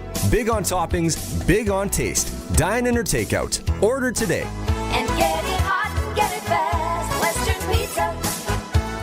Elevate your baling experience with the Heston by Massey Ferguson 1 Series round baler. With a dependable, long-lasting design for challenging conditions and high-speed baling, this machine features swing-away net loading and an optional hydraulic drop floor for easy obstruction clearing. Quality hay production starts today with Heston by Massey Ferguson. See the Massey Ferguson 1 Series round baler at Nick's Service in Emerald Park. For more information, visit nickservice.com. Keep your equipment out of the rain and mud this spring by storing it in a new building from Olympic Buildings. A new building on your property can serve as a shop for equipment or hay storage, a riding arena, and so much more. Olympic Buildings in Regina can store it all. Visit olympic-buildings.ca. The Sports Cage Clutch Performer for Nick's Service in Emerald Park. Your local Massey Ferguson Challenger, Rogator, Gleaner, and Fendt dealer. Call 781-1077. Your Clutch Performer. All the volunteers that are going to be making the trifecta of rodeo happening in southern Saskatchewan, Pilot Butte, Estevan, and Long Creek and Radville. It doesn't happen without the volunteers. The planning and the meeting, the months leading up to, now it's finally here tonight in Pilot Butte. Rodeo Slack goes at 6, and then Caitlin's Crusaders bronc riding, and then the karaoke. So probably the bronc riding, some people have texted in on the Prairie Land Rentals text line. I'm about 8-ish, I'm thinking. And then it's Friday night. You don't have anywhere to go. And if you're going to stick around to sing karaoke, I mean, you never want to be first in. You don't want to be last. But a few songs in before you get up there, and you nail "Don't Stop Believin'" by Journey. Nice. Tonight, the first performance in Estevan goes at 7 with the KCRA rodeo there. And then the Long Creek Rodeo in Radville. The rodeo actually doesn't get rolled until tomorrow, but the beer gardens will be open here in a half hour, and the steak dinner will get going at 5:30. So that's our Clutch Performer right there. Big news we've got them. Okay. So the big news earlier today, the Regina Red Sox are being sold to the owners of the Regina Pats, the Queen City Sports and Entertainment Group, a subsidiary of Brand Industries, signed a deal to acquire 100% of the Red Sox. The deal is expected to close on October the 1st. Alan Simpson will stay on as a minority shareholder. Team governor and current president Gary Brotzel will stay on in charge of baseball operations. And Gary joins us now on the Western Pizza guest hotline. Gary, we chatted with you the other night at the ballpark. It was all baseball. Today's a little business. First of all, congratulations. And what does this mean for the Regina Red Sox going forward? Well, first of all, thanks for having me on, and great talking with you. I've been involved, this is my 20th season, and I'm going to say about 10 to 12 years ago, I had a vision for this team that included hopefully not playing here at Curry Field for much longer. But beyond that, I had a vision of, running this team, more like a minor league baseball team and having more promotions. And we do a fairly good job, but there's lots of room for improvement. So, this will allow me to tap into all the resources that the Pats can bring and their leadership there and their knowledge and expertise for running a very successful sports team for a long time. And, quite frankly, it's, we're running short of human resources here. It's been, tough on me to grind it out every season and, doing the bulk of the work. So I welcome getting more help, that's for sure. So, Gary, if the announcement was made today, when did this first become part of the ether? When did the conversation start? Take us through this process to get us to where we are, where now the Regina Red Sox are going to be part of the Queen City Sports and Entertainment Group. Yeah, for sure. As you know, Al Simpson came on our board a couple of years ago, and he's been really helpful to me, bringing that, a more business approach to our organization. it's tough when you're running as a nonprofit. I mean, you're working with you're basically working with whatever funds you can raise, and it's always a tightrope to make sure you don't spend more than you bring in. And so I was brought more of a business approach to the team, and so going forward, I would say initial conversations probably started 2 years ago and kind of died off, and then Sean kind of reached out maybe 5 or 6 months ago to Al, and they've kind of been chatting back and forth, and we're able to work something out, and we're happy they did. The Sean you speak of, Sean Semple, Brent Industries, owner of the Regina Pats, and you'd mentioned what they're going to bring: human resources, stability, the marketing. They're doing it at an incredibly high level. And the WCBL, and we chatted about this the other day when Dave was live at Curry Field. The product is better. The league's in a really good spot. What has the reaction been from other teams or GMs or people that in your stratosphere since the announcement's been made? Yeah, and let me be clear. This announcement still needs approval by the WCBL governors. I think we have a meeting coming up on June 22nd. I received lots of emails today from some of the governors around the league, and they're all very positive. So I don't think there's going to be an issue approving this deal. And you're right. If you look at the growth of the league, it wasn't that many years ago where the league was doing 200,000 fans. Now we're over pushing 500. And if you give Edmonton and their new ballpark a full season next year, that'll probably be 600,000. So, I mean, that growth is just off the charts the last 5 years. And most of that growth has come from the Alberta teams. I mean, they're building new parks. That one at Spruce Grove is going to be open hopefully mid-July, partially open. It won't be totally finished, but I mean, they plan on playing some games there this summer. So Sylvan Lake, Oakage, Medicine Hat, Fort McMurray all have great ballparks. They put on a great show, a great fan experience. That's always where I wanted to be. I've traveled to Okotoks for 20 years, and I go there and I come home, and it's like, I want to be like them. So hopefully we get there here in a few years. Okay, so that's the $1 million question. And I know people were asking it at the press conference this morning. We're chatting with Gary Brotzel of the Regina Red Sox, the Queen City Sports and Entertainment Group. If all goes well, by October 1st, they will be the owner of the Sox. They also own the Pats. So the $1 million question, Gary, when is a new ballpark being built, and where will it be built?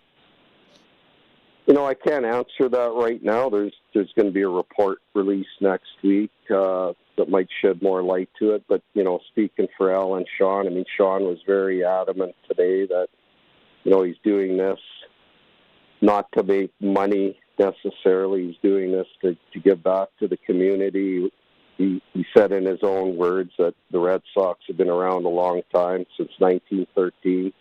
He said that we deserve a better facility to play in, and he wants to be a part of that, be a part of that reality. So, I mean, I'm sure there's going to be some discussions here next little while, and hopefully once this report comes out next week, they can get together with the city and get some buy-in there and try to move something forward.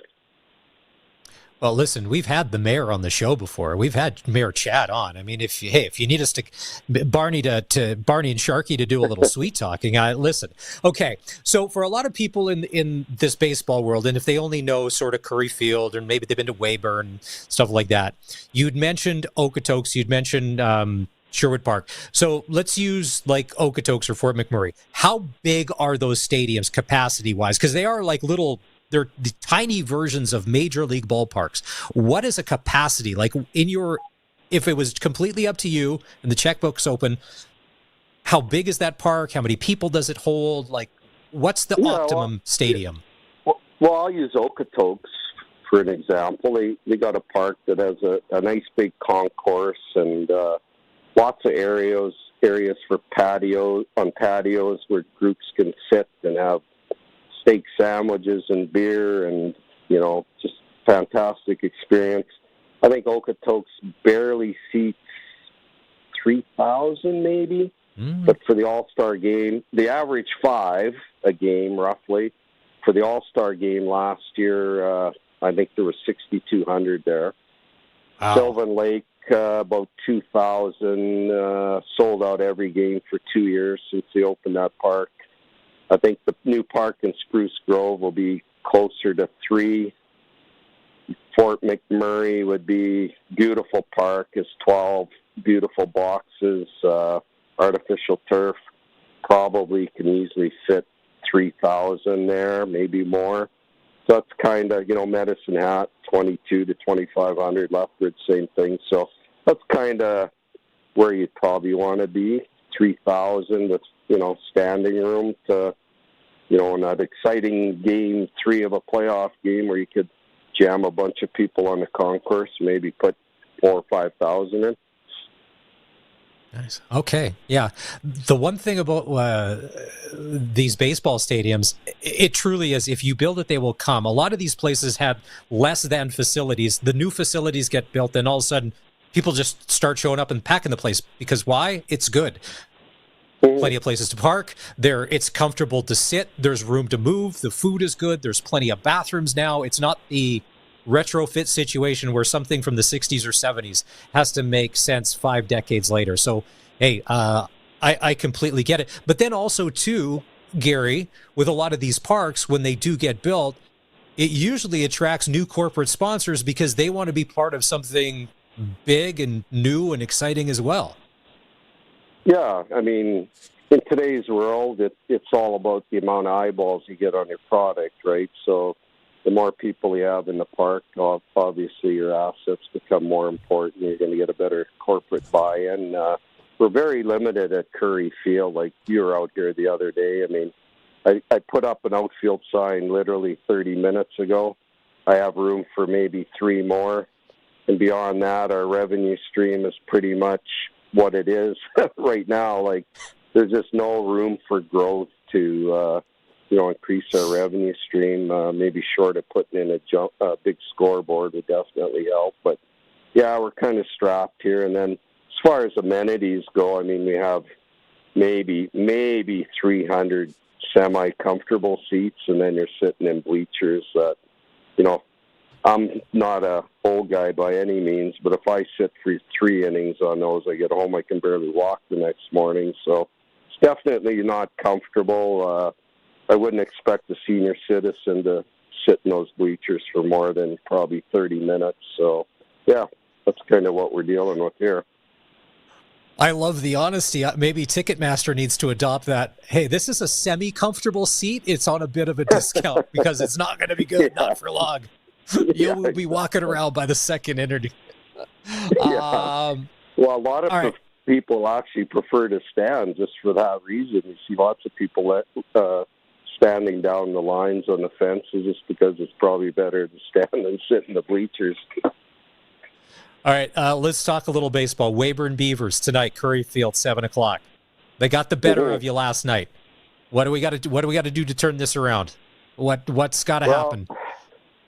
Well, yeah, I mean, our bullpen didn't do well last night, but I tell you what, at 1:00 yesterday afternoon, I was sitting with the team at Jesse Lubinicki's memorial, watching 30 young men have tears in their eyes for an hour straight, and we loaded the bus right from there and went to play in Weyburn. So, it wasn't an easy situation last night. I'm hoping with this announcement now it'll provide a little bit of excitement in the dressing room, and hopefully that black cloud that's been hanging over our head for a week to 10 days gets lifted tonight, and things work out. We're going to have a couple new pitchers in the lineup tonight.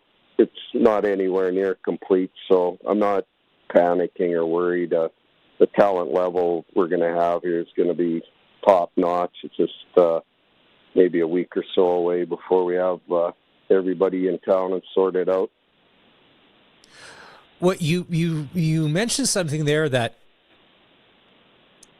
tweaked a curiosity, because now with the being part of the Queen City Sports and Entertainment Group, if I'm a young player, if I'm that crazy mom of the young player or the dad, it's usually the moms, right, Gary? To be like, well, where's my son going to go? Well, these guys are owned by this professional corporation. They own a hockey team. They own the baseball team.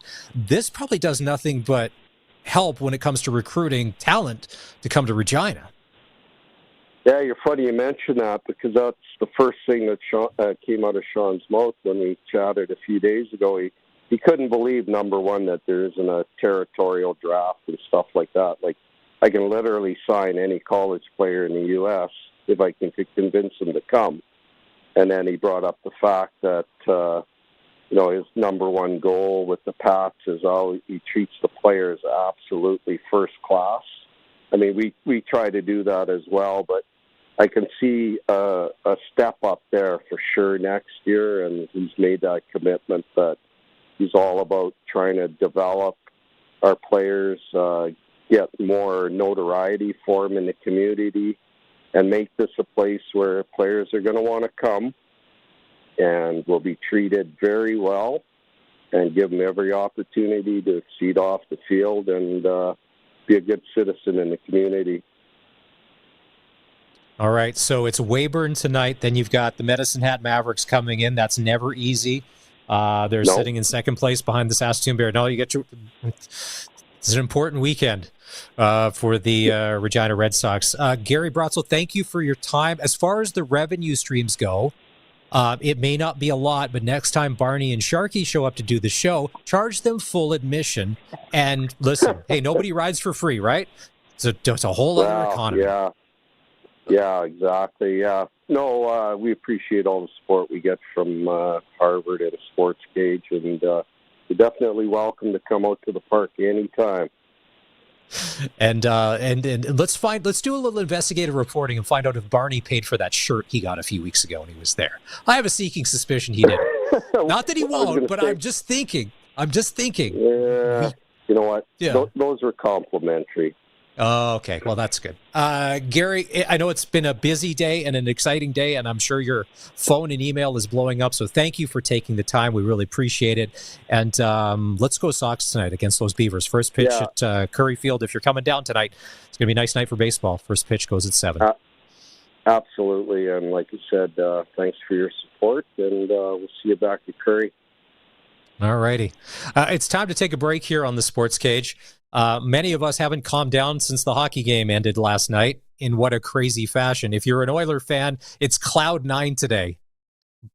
If the faceoff was about 6:20, by about 7:25 last night, you were thinking, another year. It's not going to be when you're down 3-0, but all of a sudden you're forcing change. We'll dive into that next. It is the Sports Cage on the home of local sports in Saskatchewan, 620 CKRM. The auction action takes us to Langenburg, Saskatchewan for the farm retirement auction of Carlos Van Cassel. Online bidding happens June 11th through the 16th. Bid on items like a 1992 Case 9230 4-wheel drive, 2002 Case 2388 Combine, 1996 Premier 2930 Swather, as well as 9 hopper bins. That's the Carlos Van Cassel retirement auction near Langenburg, Saskatchewan. Bidding happens online, yacauctions.com. Give us a call, 306-782-5999. Time waits for no one, they say. And when your farming operation can't wait, choose Fast File from Municipal Hail Insurance. Fast File is simply the quickest way to file your crop report. Grab your phone or laptop and go online to municipalhail.ca. Click File Crop Report and fill out Fast File by June 15th. You're done and back at it in 10 minutes or less. Fast File from Municipal Hail Insurance. Saskatchewan's crop hail insurance experts for over 100 years. With summer on the horizon, you're going to need somewhere to have family gatherings, fire up the barbecue, a place for the kids to play, get the dogs outside. There's nothing better than hanging out on the deck. Get decked out with the best deck around with the deck sale at Freeze Tallman. Get 15% off composite decking, only purchased through Freeze Tallman. Then sip, talk, and bake in the sun. That's what summers were made for. Visit freezetallman.com or see them in Regina or Fort Capel. Freeze Tallman. Let's get you building. Sask Lotteries has over 50 years of winning behind us. And you know what that means? lots of winning numbers. Numbers like over 1,200 organizations funded and 12,000 plus groups supported. $6 million given away annually in community grants. And the winningest number of all, $1.4 billion given back to the people of Saskatchewan through sport, culture, and recreation. And we're just getting started. Learn more at sasklotteries.ca. Since 1949, Nelson Homes has been providing you one-stop shopping for ready-to-move homes, panelized packages, and on-site builds. Nelson Homes' team of authorized dealers all over Saskatchewan would be happy to help you turn your dream home into a reality. In the Whitewood-Moosomin area, call Richard and Patsy at R. Thompson Construction or call 1-800-661-6534 for more information. Nelson Homes, trusted quality and service since 1949. A rolling stone gathers no moss? What a weird saying! Does it gather moss if it's not rolling? So many questions, but what I don't question is where I get my tires. When your vehicle needs the right tires, see your local Cooper Tire dealer. Your local Cooper Tire dealer carries Cooper Pro Control tires. They're designed to wear evenly for crisp handling and engineered to take on water while maintaining grip. Ask your local Cooper Tire dealer about Cooper Pro Control tires today. They'll keep you rolling. SaskToday.ca is your local news source, proudly serving communities all across Saskatchewan. Sask Today's team of local journalists are on the ground focusing on local topics that matter to you. From agriculture, local community news, sports, and more. Find it all at SaskToday.ca. Sign up for our daily news digest at SaskToday.ca. From Harvard Media, everywhere. Tune in for your chance to win big with Access Communications Children's Fund TV Bingo every Saturday at 5 with a prize board between $7,000 and $15,000. Cards are $14 with all proceeds going to the Access Communications Children's Fund. Watch and play every Saturday at 5 for your chance to win TV Bingo only on Access Now TV. This week's jackpot is $2,000 in 50 numbers or less. It's time for the Sports Ticker, brought to you by Extreme Hockey and Sports. Whatever your sport is, Extreme Hockey has you covered. Top of the first inning, Jays and Phillies. They're starting a 3-game set. Jays have been hot. It's funny. Normally by this time they can have played themselves out of the race, but for whatever reason, not this year. Regina Red Sox tonight will take on the Weyburn Beavers. First pitch at Curry Field goes at 7. CFL action tonight. Montreal Alouettes in Ottawa to take on the Red Blacks. No Drew Brown, though. Matthew Schultz, your starting quarterback. Kickoff there at 5:30. And NBA Finals tonight, Oklahoma City Thunder taking on the Indiana Pacers. Pacers lead the series 2-1. Tip-off there will go at 6:30. That's your Sports Ticker. Dave Thomas will join us after the top of the hour in Hamilton, getting set for tomorrow's game. Riders, Ticats will be on the air with the pregame show at 2 o'clock. The 620 CKRM Cooperators Rider Broadcast Network.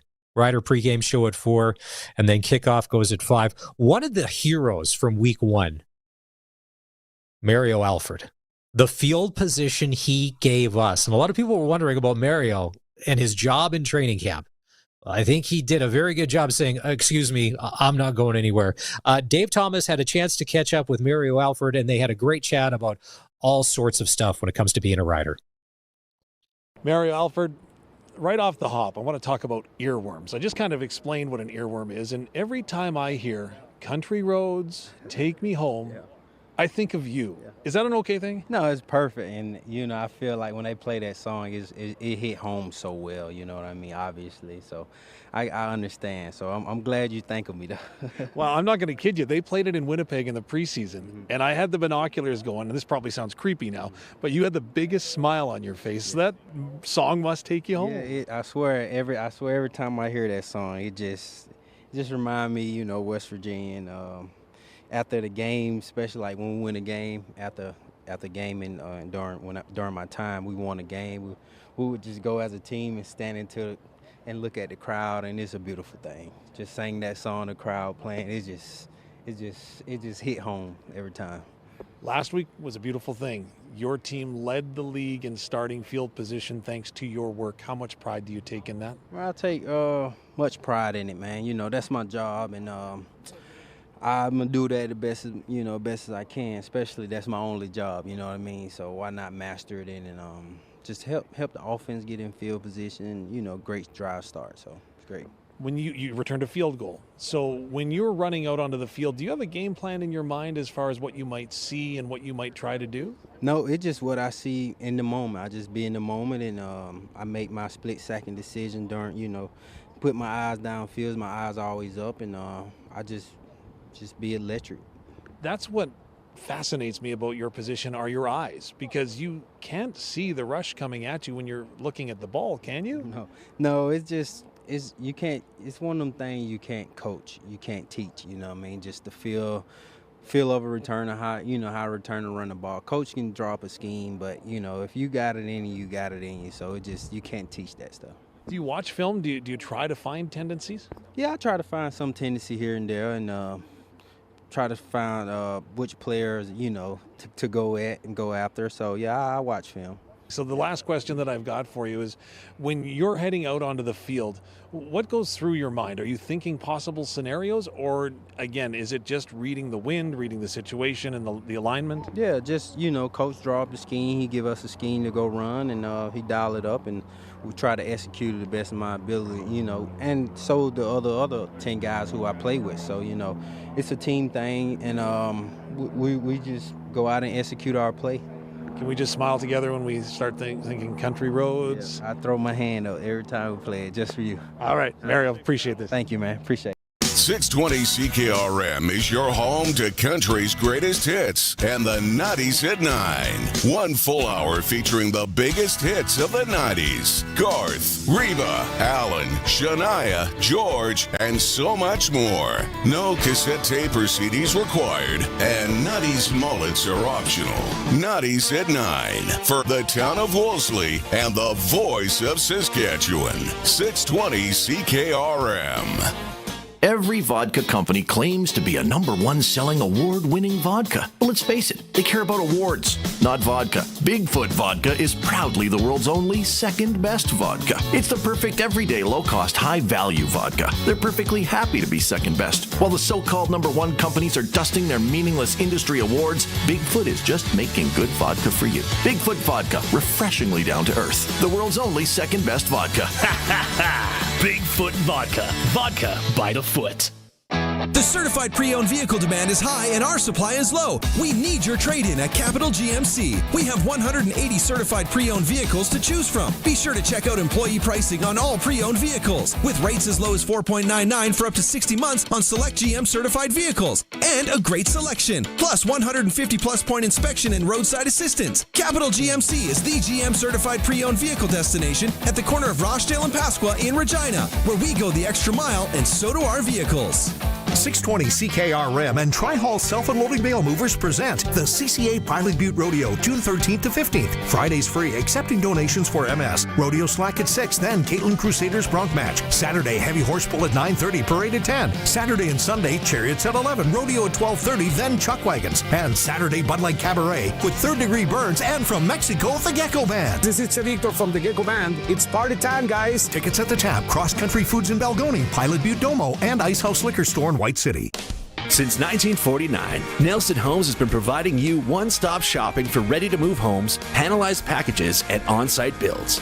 Nelson Homes' team of authorized dealers all over Saskatchewan would be happy to help you turn your dream home into a reality. In the Strasbourg, Last Mountain Lake area, call Dean at Solid Works Carpentry or call 1-800-661-6534 for more information. Nelson Homes, trusted quality and service since 1949. If you've got a Steelcraft garage door, you've got a door with parts manufactured and assembled right here in Canada. A door with better insulation and seal, plus a warranty you're probably never going to use. Combined with a LiftMaster opener, it's the right choice. And if you don't have a Steelcraft garage door, you should get one. And a LiftMaster opener. 100% made by Canadians for Canadians. Steady, tariff-free pricing and great quality, no matter what. Steelcraft door, Steelcraft door, Steelcraft door. We offer more. Hit the water in style this summer with Moros Marine and more. Casting a line or cruising the lake, Moros Marine has you covered. Moros Marine has Canadian-made Princecraft boats and pontoons with payments as low as $125 bi-weekly. So not only can you ride in style, but you can do it affordably. Plus, no need to stress about pickup. They could deliver your new Princecraft boat or pontoon right to your front door. Call or text 306-731-EASY and get on the water today. Moros Marine and more. Your adventure starts here. morosmarine.com. Farm Boy Realty has 5 quarters of land in a block for sale east of Tyvent. 3 quarters are listed on the Morrisky farmland tender until June 17th. 2 quarters are available on MLS listing. All quarters are in hay and have been seeded in the last 5 years. This is your chance to buy a 5-quarter block of land for hay or grain production. Call Guy at Farm Boy Realty, 434-8857. That's 434-8857. FarmBoyRealty.com. No dugout in the pasture? You could move the cows or just put the water where the cows are. With a Keln Solar Livestock Watering System, you can put your pump pretty much anywhere without the cost of hooking up to the grid. If your cows are over here, put your Keln Solar Livestock Watering System over here. If they're over there, put it over there. If the cows are on the roof, you have weird cows. Learn more about the Keln Solar Livestock Watering System at kelnsolar.com. Keln Solar, we move water. Country Corner, brought to you by Municipal Hail Insurance. Proudly serving farmers. MunicipalHail.ca. Join Gloria Evans on location at the McDougall Auctioneers Customer Appreciation Event, Thursday, June 19th from 11 to 2. Also your chance to enter to win a 100-ton fertilizer bin in the Great Bin Giveaway from 620 CKRM. The Seniors University Group brings you the Big Book Sale, June 25th to 28th at the Highland Curling Club in Regina. Books, games, puzzles, CDs, and so much more. Donations are still being accepted until June 20th. Full details at thebigbooksale.ca.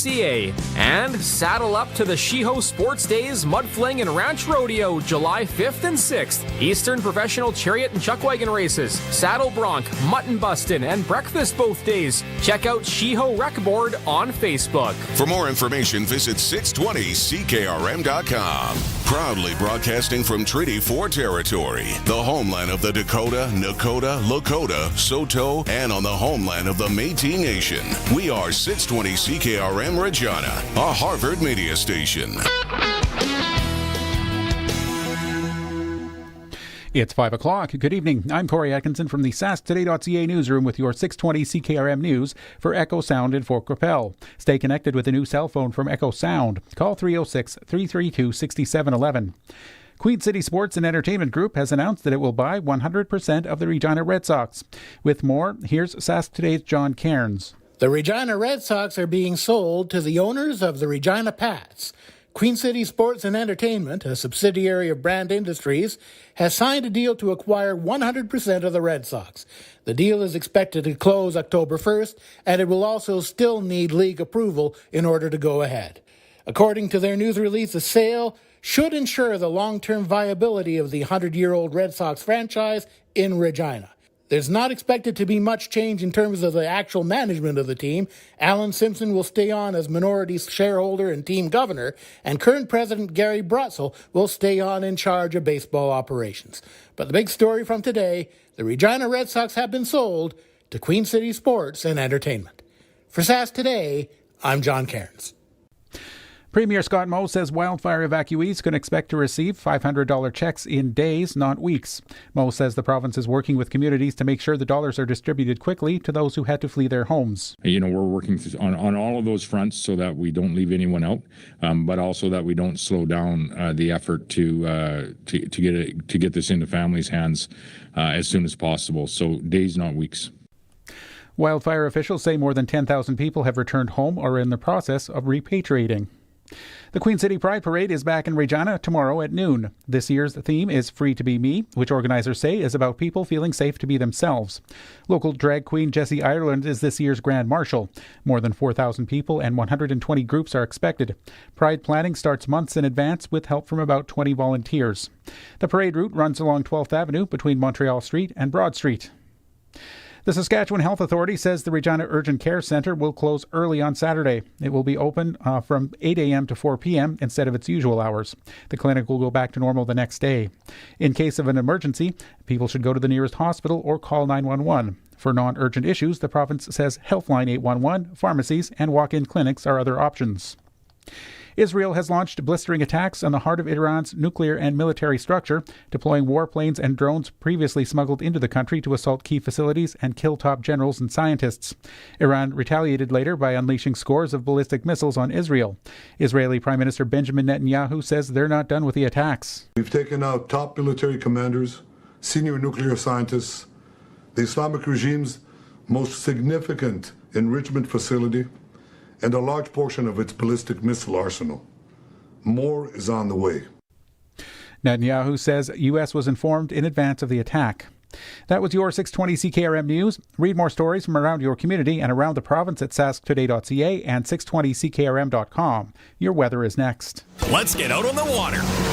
Now is the best time of year to buy a boat or pontoon at Kevin's Marine. Cast a line in a Lund fishing boat. Take the family out on a Four Winds boat. Or head out on a pontoon by Harris or Crest. Powered by Mercury Motors at the lowest prices of the year. There are manufacturer's rebates, dealer discounts, and low payment financing on a great selection of boats and pontoons. Plus Shoremaster aluminum docks and lifts. Kevin's Marine in Fort Capel. Enjoy your summer. Get out on the water. Stop by or shop online at kevinsmarine.com. Way to go, Travis Kelce. I mean, son. As fun as it is watching your 5-year-old run the wrong way or pick dandelions on the football field, what if I told you you could watch your favorite sports or shows on the go anywhere? Well, you can with MaxStream TV from Echo Sound, your SaskTel authorized dealer. Take MaxStream anywhere you go. Oh, wrong way, buddy. MaxStream and great internet plans available at Echo Sound, your SaskTel authorized dealer in Fort Capel, echosound.ca. Your 620 CKRM weather forecast is brought to you by Line-X Regina, Serious Protection, Killer Looks, 1865 McCarra Street. And Croft Electric, 27 years of trusted, reliable home, farm, and commercial service for all your electrical needs. CroftElectric.com and on all socials. Now, here's your precision weather forecast. Mostly cloudy sky for tonight. There is the chance for a few showers later in the night especially. We drop off to around 12 tonight. After a fairly breezy afternoon and even early evening, the wind will drop off into the 15 to 25 range through the evening and then finally 10 to 15 toward morning. A little patchy fog settles into. The better chance for showers comes in later in the day on Saturday.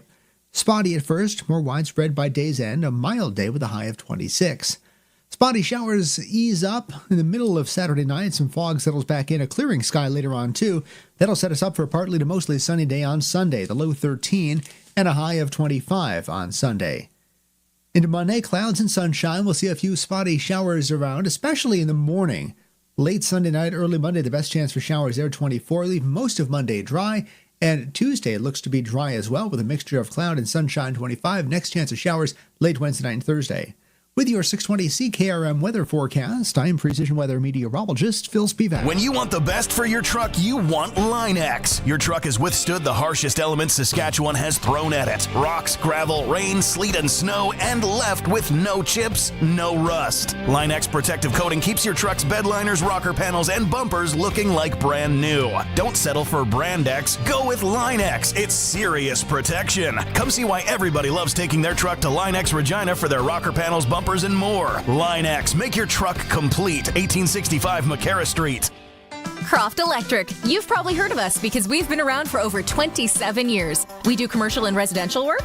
Yes. We do permanent holiday lighting? Yes. We do cabins? Yes. And farms? Yes and yes. We're an authorized Generac generator dealer. We are a full-service electrical company with the experience and the people to service all of your electrical needs. We are Croft Electric. We will be here when you need us. Do it right, do it once. Follow us on all social and call 306-586-1333 to book. Broadcasting from Century Studios in downtown Regina, Harvard Media presents The Sports Cage, where Saskatchewan comes to talk local sports. Brought to you by Nelson Homes, supplying home packages and RTMs for over 65 years. Be part of the show. Call 1-866-767-0620 or text 306-936-6262. The Sports Cage. Streaming at sportscage.com, our YouTube channel, digital, and on the radio at 620 CKRM. Big rodeo weekend in southern Saskatchewan. You've got the Pilot Butte Rodeo, the Estevan Rodeo, and the Long Creek Rodeo in Radville all set to get going here a little later on this evening. Hi to everybody that's headed out and to all the volunteers that'll be working hard over these next few days. Hope it goes well. If you want a little rundown of what you may see this weekend, you can always go back to the podcast and catch Dustin Edwards, who we had on an hour ago. Dustin is a rodeo announcer. He's a former rodeo rider himself, travels all across Western Canada doing rodeos, had some great insight on what you may see this weekend and who he thinks from Saskatchewan could do well at the Calgary Stampede this year. It's Maz in for Barney on the Sportscage today. Barney will be back in on Monday. He's out golfing. Still to come this hour, Farhan Lalji from TSN will drop by. And we've also got our weekly Prairie Golf Gems, Madge Lake Golf Course. We'll dive into that. Well, let's go out on the Western Pizza guest hotline right now. I'm very curious. Dave Thomas, voice of the Riders, is in Hamilton with the team as we get set up. From if you're watching the stream, so Dave is in a hotel room. But Dave, do you have a mini bar? And if you do, what have you drank and ate so far? There are some sour cream and onion chips that were developed about half an hour ago. So there you go. Nice. In 2025, if you're eating chips out of a mini bar, that's probably what, $8 that just got tagged on the bill? $8 for a bag of chips? Is that nice? Well, I'm in Luke's room right now, so it's okay. Mister, I'll invite you guys over for a pool party 2 years later, and the invites never ever seem to happen. Good day of travel in Hamilton. Is it hot and muggy there? What are we looking at? What are the conditions going to be like for kickoff tomorrow? We're looking at a pretty good day. It doesn't look like we're going to get a lot of sunshine, but temperatures are going to be in the high teens by the sound of it. It doesn't look like there's going to be much in the way of precipitation that we're going to have to worry about. That can change, of course, with the humidity and things that can blow in off the lake here to my left. But all things look like they're going to be going. And yes, it's going to be a humid one, but it shouldn't be extremely hot by any means. Depth chart comes out today. I called it early. Kadeem Carey was going to be playing this weekend, and because Thomas Bertrand Houdon and all of that. So AJ Ouellette starts, Kadeem Carey backing up. What a whirlwind week for Kadeem. First, just coming to town to sign to the practice roster because he likes the vibes of what the Riders are doing. And now he's going to suit up. He'll be wearing number 29 tomorrow. Yeah, you got to give full credit to him, don't you? Because day one, back on Tuesday, he did not rush many times. He had maybe one carry in the team's period, and that was it. Of course, subsequently, Thomas Bertrand Houdon went and tweaked the groin that day. So after all was said and done, Kadeem got in. But again, he's gone ahead and proven himself that he knows what the playbook is going to look like. If he needs to be put into action, he knows what he's going to do. So, and he's going to be pretty motivated as well. So all good things for the Riders. Yeah, I can only imagine. Some of the other changes coming onto the roster, Jackson Ford, Jacob Brammer, and Deshaun Mims. Brammer's going to play right guard, which means Johnson plays left tackle. In the first hour, the guys from the Piffles podcast, Rod, Alex, and Greg, I was laughing because Trevor Harris is probably going, I'm 39. Could you stop giving me rookie left tackles week after week after week? But Coach May said, best player in camp so far this year has been Johnson. Yeah, and that's big props to the rookie, right? Well, I guess he's a second-year pro. He didn't play last year. But again, this team has made a commitment that they are looking for excellence. And no matter when that is, no matter where that is, no matter who that is, if they can find excellence, they're going to go ahead and do that. So there are two changes on that offensive line, like you point to. Jacob Brammer, who played most of the preseason and all of training camp essentially at the left guard spot, moves to right guard. Travion Tate, who spent the entire training camp at left tackle, moves into left guard. And then Daniel Johnson moves out. Well, Zach Fry, who started last week, is actually the sixth offensive lineman this week for the Saskatchewan Roughriders. Deshaun Mims, year two, backing up Mitch Picton at wide receiver. I'm hoping if he does get in the game, if there's stuff coming his way, he makes the best of it, because you've talked about how good of a camp he's had and how he some days was the best player on the field on offense. We as Rider fans would love to see that now for our own eyes too. His eyes were wide open today when we left Mosaic Stadium, right? Like, again, first pro road trip for him. Like, he was in Winnipeg, of course, in the preseason, but this is a much different feel. It's a much more focused approach when you get to this point. And he was dialed in, and like I said, had some big eyes, but it is going to be it's an opportunity for him, and I'm hoping that he'll make the most of it. Jackson Ford will be backing up at safety behind Nelson Lacombo, and Jackson Ford, with a cast on his hand, reminds me of a very early 1980s WWF Cowboy Bob Orton. Anybody that plays with a cast on in a football game, I love, first of all, because that's kind of, awesome. And Cowboy Bob Orton, of course, leather vest, shirtless, cowboy hat. He could fit the bill, I think. Well, and you know what? The best part of that whole thing is you love cheering for people, right? And Jackson Ford did everything right throughout the training camp, throughout the preseason games, and then he gets nicked up with a hand injury right at the end of it. And you felt for him because really he was pushing. He was pushing for playing time, which is what you want when you're talking coaching staff. But like I said, he did everything and more that was expected of him after that rough year where he was nicked up all season last year. And then he gets this knock on him. So it's great that he is able to play and get into the lineup because he's ready. With the injury to CJ Avery, and now he's on the 6-game injured list, we wonder what may happen on that will linebacker spot. Antoine Brooks Jr., he's knocking on the door as well. But what about A.J. Allen? And if they go A.J. Allen, then they've got to have Canadian backup. So the way it'll work is A.J. Allen, Jaden Dahlke moves to the backup with Malik Straker also in there. So you've got the all-Canadian trio on that Will side. I'm excited to see all of them because they're going to get playing time, not only in specials, but in the game as well. All well-earned for the three of them, for what they've all done individually, but collectively now, this could be something for a long time. Yeah. A.J. Allen, exactly bang on. He earned his stripes on special teams, gets this opportunity. He is not going to be out of place. I'm very confident in his ability and his opportunity. Jaden Dahlke has been on cloud 9 all day. We haven't heard him stop talking about his Edmonton Oilers winning last night, so that's great. But of course, in the offseason, Jaden went ahead and he was told, hey, come in and be prepared to play linebacker because we think that that's going to be a fit. So he transformed his body and he has looked good, hasn't looked out of place at all. And again, last week when Roland Milligan Jr. went down, there were some variations that had to happen in that secondary, especially if you recall when DeMarcus Fields went down at one point. So Jaden went back and hopped into the secondary. So he's very capable and very versatile. So I don't think there's anything to worry about there. It's a solid strategy. And again, you could say A.J. Allen has earned it, but also the opportunity of him being Canadian allows you to put Kadeem Carey on the roster. Anything on the Hamilton depth chart that caught your eye, surprised you, and anything we're going to be watching for tomorrow? You know what? It's very much a similar lineup to what they put out on the field last week. There's no defensive changes. The one question mark is Isaiah Wooden, and we heard yesterday Rick talking about his hamstring tweak earlier this week. He's now listed as a game-time decision. So really nothing in the surprising way, but when you look at the numbers from last week and you kind of take a jump inside. So Bo Levi Mitchell threw the ball 50 times last week in Calgary. I know, 5-0.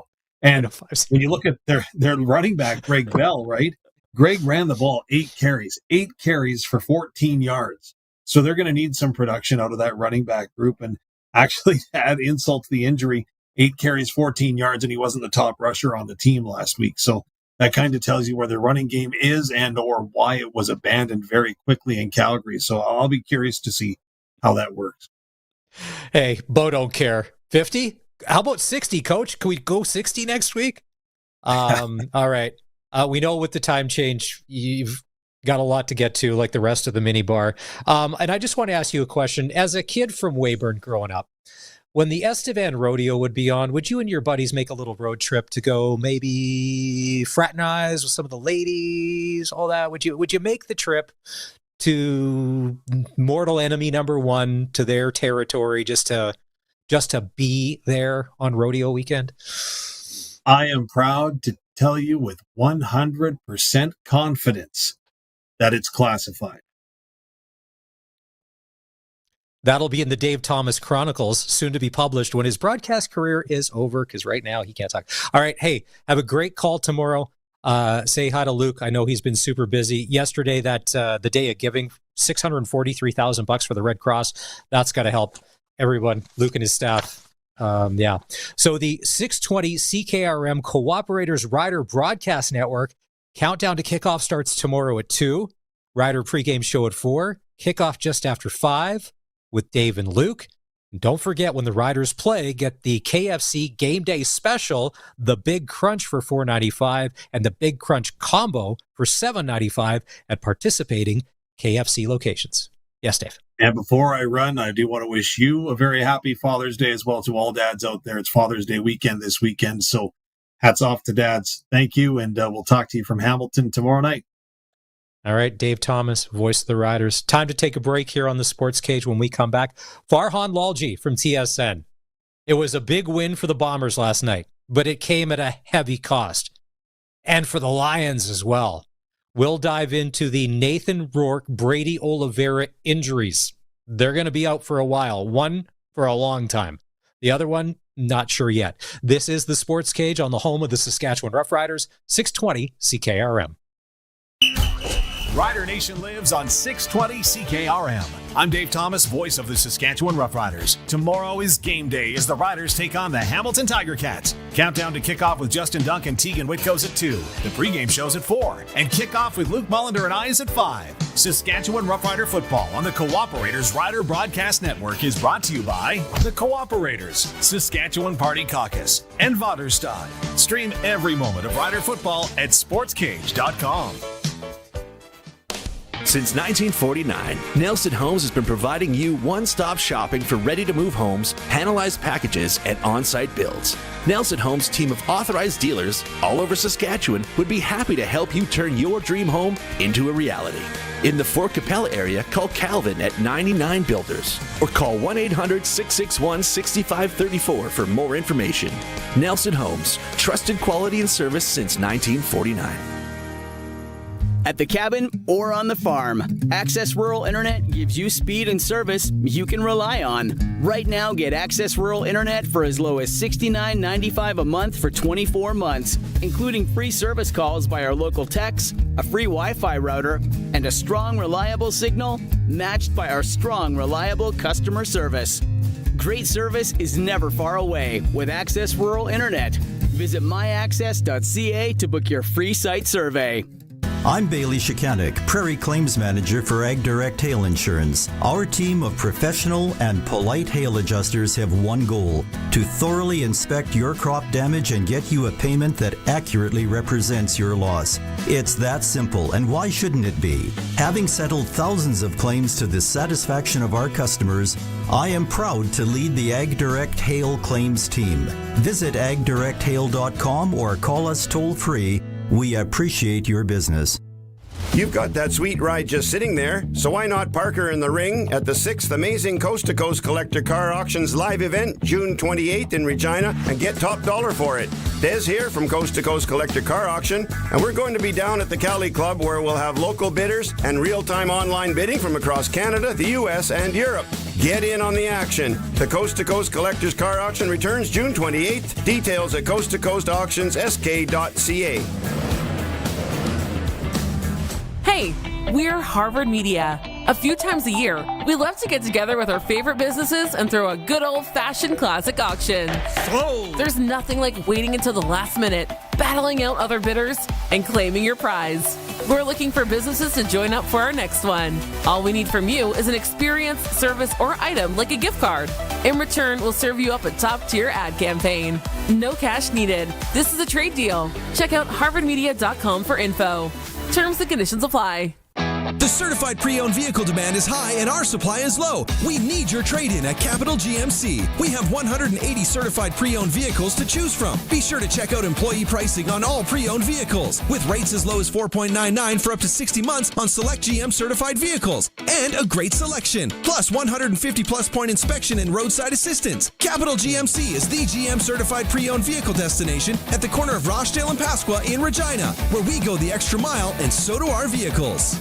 Keep your equipment out of the rain and mud this spring by storing it in a new building from Olympic Buildings. A new building on your property can serve as a shop for equipment or hay storage, a riding arena, and so much more. Olympic Buildings in Regina can store it all. Visit olympic-buildings.ca. It's time for the Sports Ticker, brought to you by Steelcraft Doors Regina, made in Western Canada for Western Canadians. Pilot Butte Rodeo, slack starts at 6, and then it's the Caitlin's Crusaders bronc riding. In karaoke, first performance of Rodeo and Chucks goes tomorrow at 12:30. In Estevan, performance number 1 of Rodeo goes tonight at 7 o'clock. At the U.S. Open at Oakmont in Pennsylvania, did you know the purse is $21.5 million? Sam Burns is leading at 3 under. Major League Baseball, bottom of the second, no score. Philadelphia Phillies and the Toronto Blue Jays. Tonight, the Regina Red Sox are home to the Weyburn Beavers. First pitch at Curry Field will go at 7 o'clock. CFL action tonight. The Montreal Alouettes taking on the Ottawa Red Blacks. Kickoff goes in about 10 minutes' time. The NBA Finals continue. Oklahoma City Thunder in Indianapolis to take on the Pacers. Pacers lead the series 2-1. Kickoff there goes at 6:30. Kickoff, tip-off at 6:30. And tomorrow night, Game 5 of the Stanley Cup Final. Who knows what's going to happen? Panthers, Oilers face-off tomorrow will go at around 6:20. And that's your sports ticker for Steelcraft Doors. It's time to get the inside story. TSN's Farhan Lalji on Sportscage is brought to you by the Cooperators. Time to get financially fit? Cooperators can build a plan that works for you. Cooperators, investing in your future together. Time now for our weekly chat with Farhan Lalji from TSN.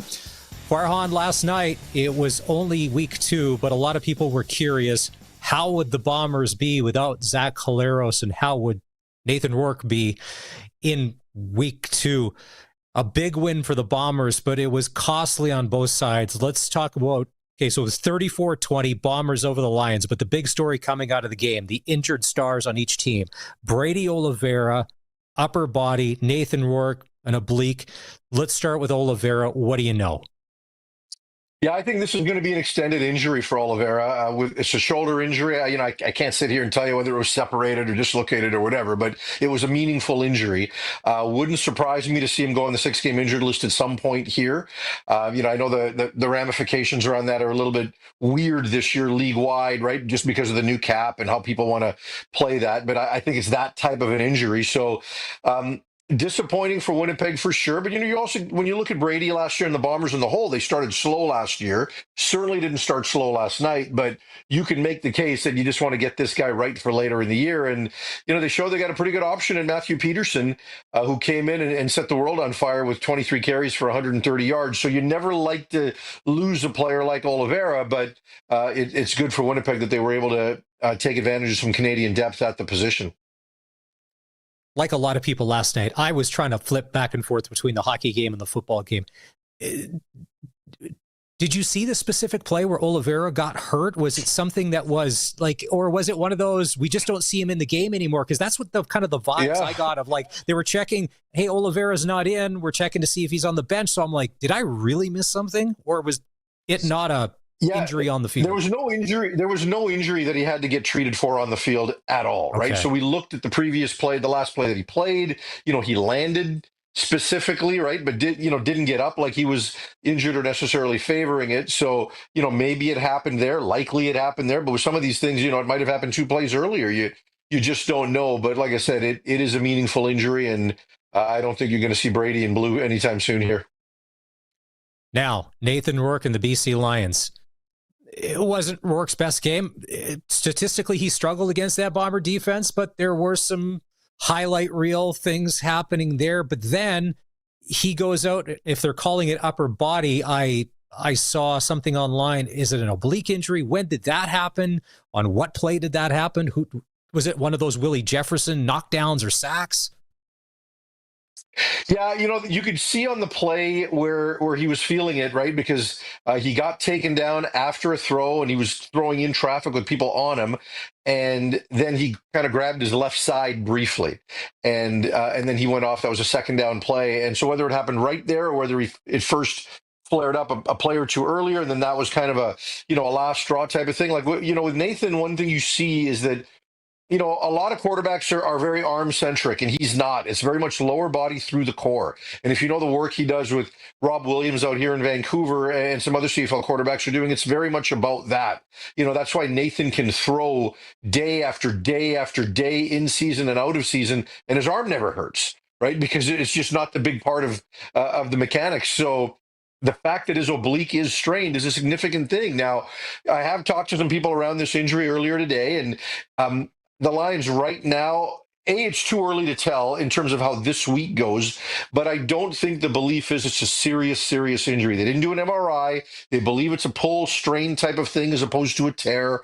So they're going to, he did see a specialist today. They're going to wait through the weekend and see how it settles on Monday and then determine a course of action. So, I think they want to see how it progresses. You could, with the long week, they just had a short week. Now they've got a long week. Might you see Nathan practice on Thursday or Friday? And, Friday's just a walkthrough, but Thursday, and then they make a decision for Saturday. Yeah, it could go that long. So they haven't ruled him out for this week, which is good because it's not significantly serious. If it's me, I don't play him this week just because I don't want it to get serious. He always finds a way to get the ball out, even when people are draped all over him. Remember that play in the preseason against Jacksonville, right? Yeah. That crazy touchdown that went viral. That's a result of his core strength and how he uses that part of his body. So no play is ever dead, and that's a dangerous thing, a dangerous place to be in. So I would hope they are ultra, ultra cautious because this is a marathon, not a sprint. And I would sacrifice another loss if it meant getting Nathan Rourke back at 100%. But again, too early for those decisions at this point. We'll know more on Monday. The big story going into the game, with Zach Calero sitting out his one-game suspension, Chris Streveler, the Bombers' starting quarterback.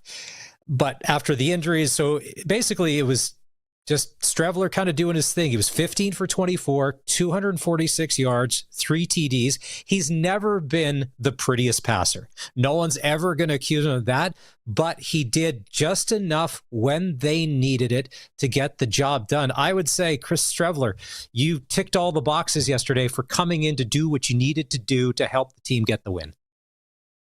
For sure. There's no doubt. And, when you have a long week like they did, because you're coming off the bye and you can put that much time into a game plan, you can really, really dial into what Chris Streveler is going to do well or not do well, right? And, we all know the limitations, and you're right. It's not pretty, but, the box score looks pretty. When it's 34-20 and you're on the winning side, that looks pretty. And I think Streveler just cares about that. He just cares about his teammates and just finding ways to get the ball down the field. And, with the way they were running the ball, and from a Lions standpoint, that's a pretty big indictment, right? That, you've got a Winnipeg team that's dealing with some injuries of their own going into the game. You then lose Brady Oliveira, and so now you got backup quarterback, backup MOP running back, and yet they made it look easy, right? I mean, 23 carries for 130 yards against a BC Lion defense that last week did really well against a good Edmonton run game.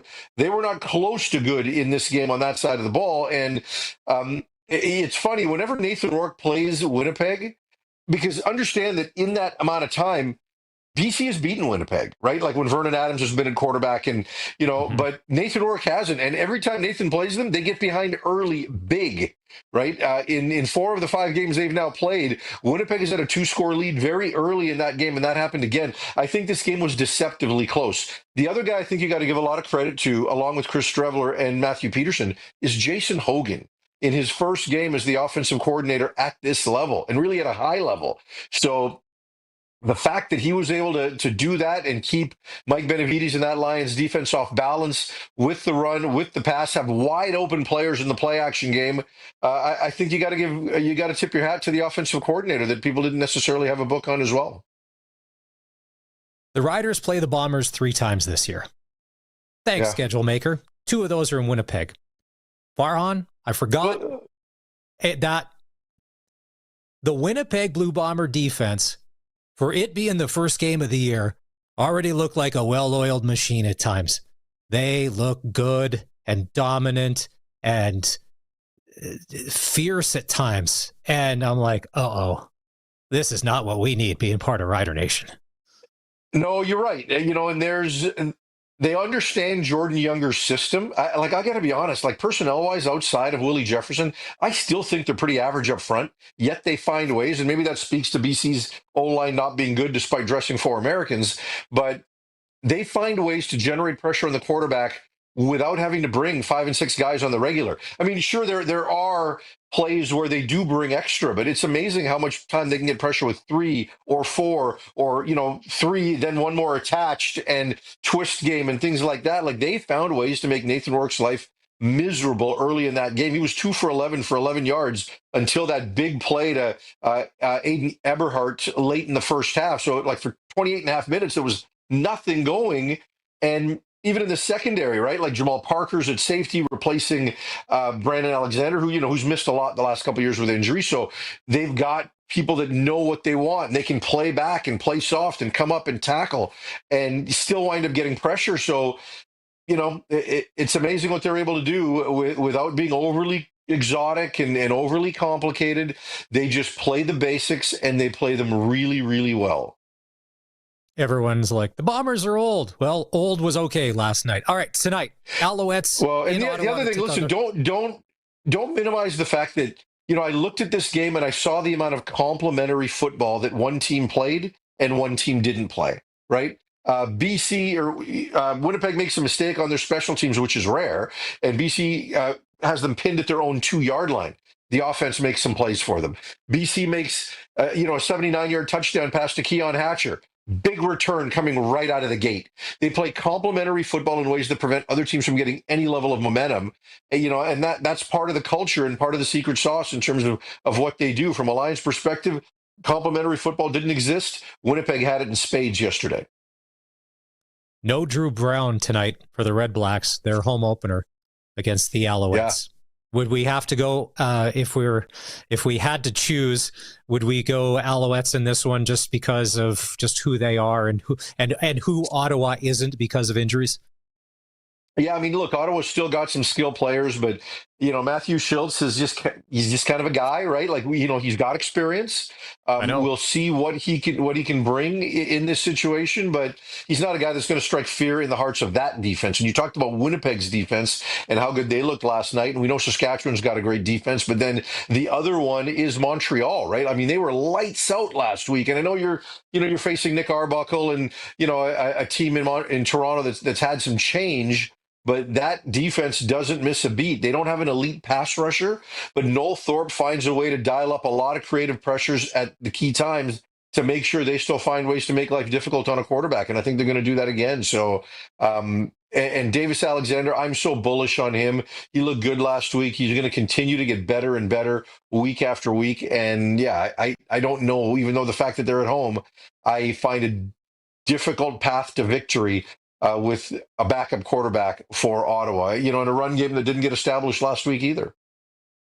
Stamps Argos tomorrow. It's the prelude before the Rider game. Stamps, hey, they did what they needed to. They won last week. They beat Hamilton at home. But now they go on the road. Like you had mentioned, the Argos do have some problems. The Stamps have some holes. Just quarterback-wise, I got to go with big play via over Nick Arbuckle just because. But as Ryan Dinwiddie at home, sometimes it doesn't make sense, and then the Argos win, and that's what they do under Dinwiddie. They do, and you're right. It doesn't make sense, right? I mean, the Montreal-Ottawa game is predictable. This one isn't. I picked Calgary to win because of VA, like you said, and I like what they've got offensively. Calgary's defense looked good last week against Hamilton, but I'm not sure, right? Because there's so much new there. I got a ton of time for Bob Slowick, their defensive coordinator, but they're still new. And Toronto, I'd love to just jump it back and say, look, they're at home and they'll find a way, and they might. But again, like 7 new starters on the defensive side of the ball for them. So I'm not sure they can just flip a switch and figure it out this early in the season. They may need to wait for Chad Kelly to get back and make that offense more explosive and not put as much pressure on that defense. So is it possible? Have they surprised us before? I mean, we only have to look to the Grey Cup last year, and we saw Nick Arbuckle put on a show. So against a defense like this, he could do that. But I still think Calgary finds a way to win in this game. But I'm not as bullish on that one as I am on the other one that's happening with Ottawa and Montreal. Riders hit by the injury bug since the last game, a bunch of starters out. But it means newly signed running back Kadeem Carey will be in the lineup. He'll be backing up A.J. Ouellette. Roland Milligan's back. They take on the Ticats tomorrow, their home opener. Bo Levi at home, who's had success against the Riders in his career, no matter where he's been. What do you like in this game? Yeah, I'm probably still going to pick Sask, or I have picked Sask, but again, not as bullish on this one as I am on Montreal, Ottawa, because, Bo still has the ability to put up points, and they're at home. I've got more questions on Hamilton's defense than anything else, and I think Trevor Harris is going to find a way to exploit that. And I like what they're doing offensively in Saskatchewan. So yeah, I know they're on the road, but I still think Saskatchewan finds a way to win. When you look at their issues right now, I think the bigger one is the injuries along the offensive line, right? I mean, you're going to have Carey, you're going to have Ouellette, you're going to need those guys to put that Hamilton team off balance. But, Milligan back is a big deal, right? Like, not having to lose him, he's such a game changer for that defense. I think they're going to make life difficult for Bo Levi in his home opener. My brain is still in a bit of a pretzel from the hockey game last night. We won't go too deep into it. The only thing I want to know from you is, will this go 7 games? Yeah, you'd have to think so, right? And if you're Florida, they're pretty unfortunate the way things went down for them, because you got a 3-0 lead. The Oilers are showing no signs of life, and all of a sudden they get a power play, and now it's 3-1, and everything changes, right? Because they didn't come out in the period on fire either. Like, it looked like they were dead and buried. They just got some good fortune, took advantage of it. And then even in the overtime of that game, and again, I was going back and forth, but I did watch a little bit after the fact. Even the overtime, Florida dominated that overtime. Sam Bennett's going to have that crossbar and Calvin Pickard save in his nightmares, and then just a fortunate bounce off a defenseman that gives Edmonton new life. So I think Florida's the better team. But, Edmonton's going to be tough to beat again at home, right? So I can't see this thing not going 7. I really can't. Florida's not going to lose 3 straight. It's just not going to happen that way. They'll find a way to win 1 more here and get this to 7. And Edmonton having, 2 games at home, I just think they're going to find a way to win as well. So it will get back there. Edmonton got fortunate last night, but it isn't the first time, and they'll take full advantage of it. Farhan Lalji is brought to you by the Cooperators. Is it time to get financially fit? Cooperators can build a plan that works for you. Cooperators invest in your future together. Time to take a break here on the Sports Cage, but when we come back, Prairie Golf Jams. This time around, we're talking Madge Lake Golf. It's all brought to you by Flooring Superstore. This is the Sports Cage on the home of local sports in Saskatchewan, 620 CKRM. Find a last-minute gift for Dad, or stock up on summer favorites during the Wild Weekend Sale. On now until Sunday at Bass Pro Shops and Cabela's. Save up to 25% on select outdoor games you'll be playing all summer. You'll also save up to 25% on select dog toys and accessories. Or, if you're craving the wind in your hair, save up to 30% on select boating items. Find your wild and save during the Wild Weekend Sale. On now at Bass Pro Shops and Cabela's.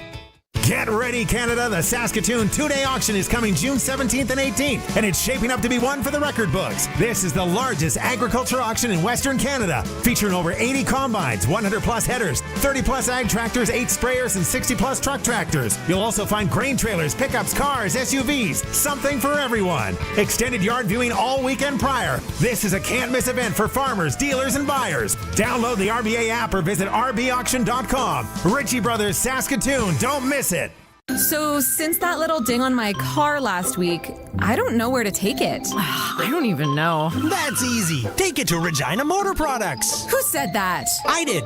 Down here. I'm Terry the Tire. Regina Motor Products Chevrolet Collision Center and SGI accredited auto body repair is a full-service collision and body shop that works on all makes and models. Just submit your claim to SGI and set an appointment to get your appraisal done. Easy. I bet you're tired after saying all that. South at Highway 1 and 6, Albert Street. RMPChevrolet.com. Since 1949, Nelson Homes has been providing you one-stop shopping for ready-to-move homes, panelized packages, and on-site builds. Nelson Homes' team of authorized dealers all over Saskatchewan would be happy to help you turn your dream home into a reality. In the Saskatoon area, call Kurt at Canadian Timber Homes or call 1-800-661-6534 for more information.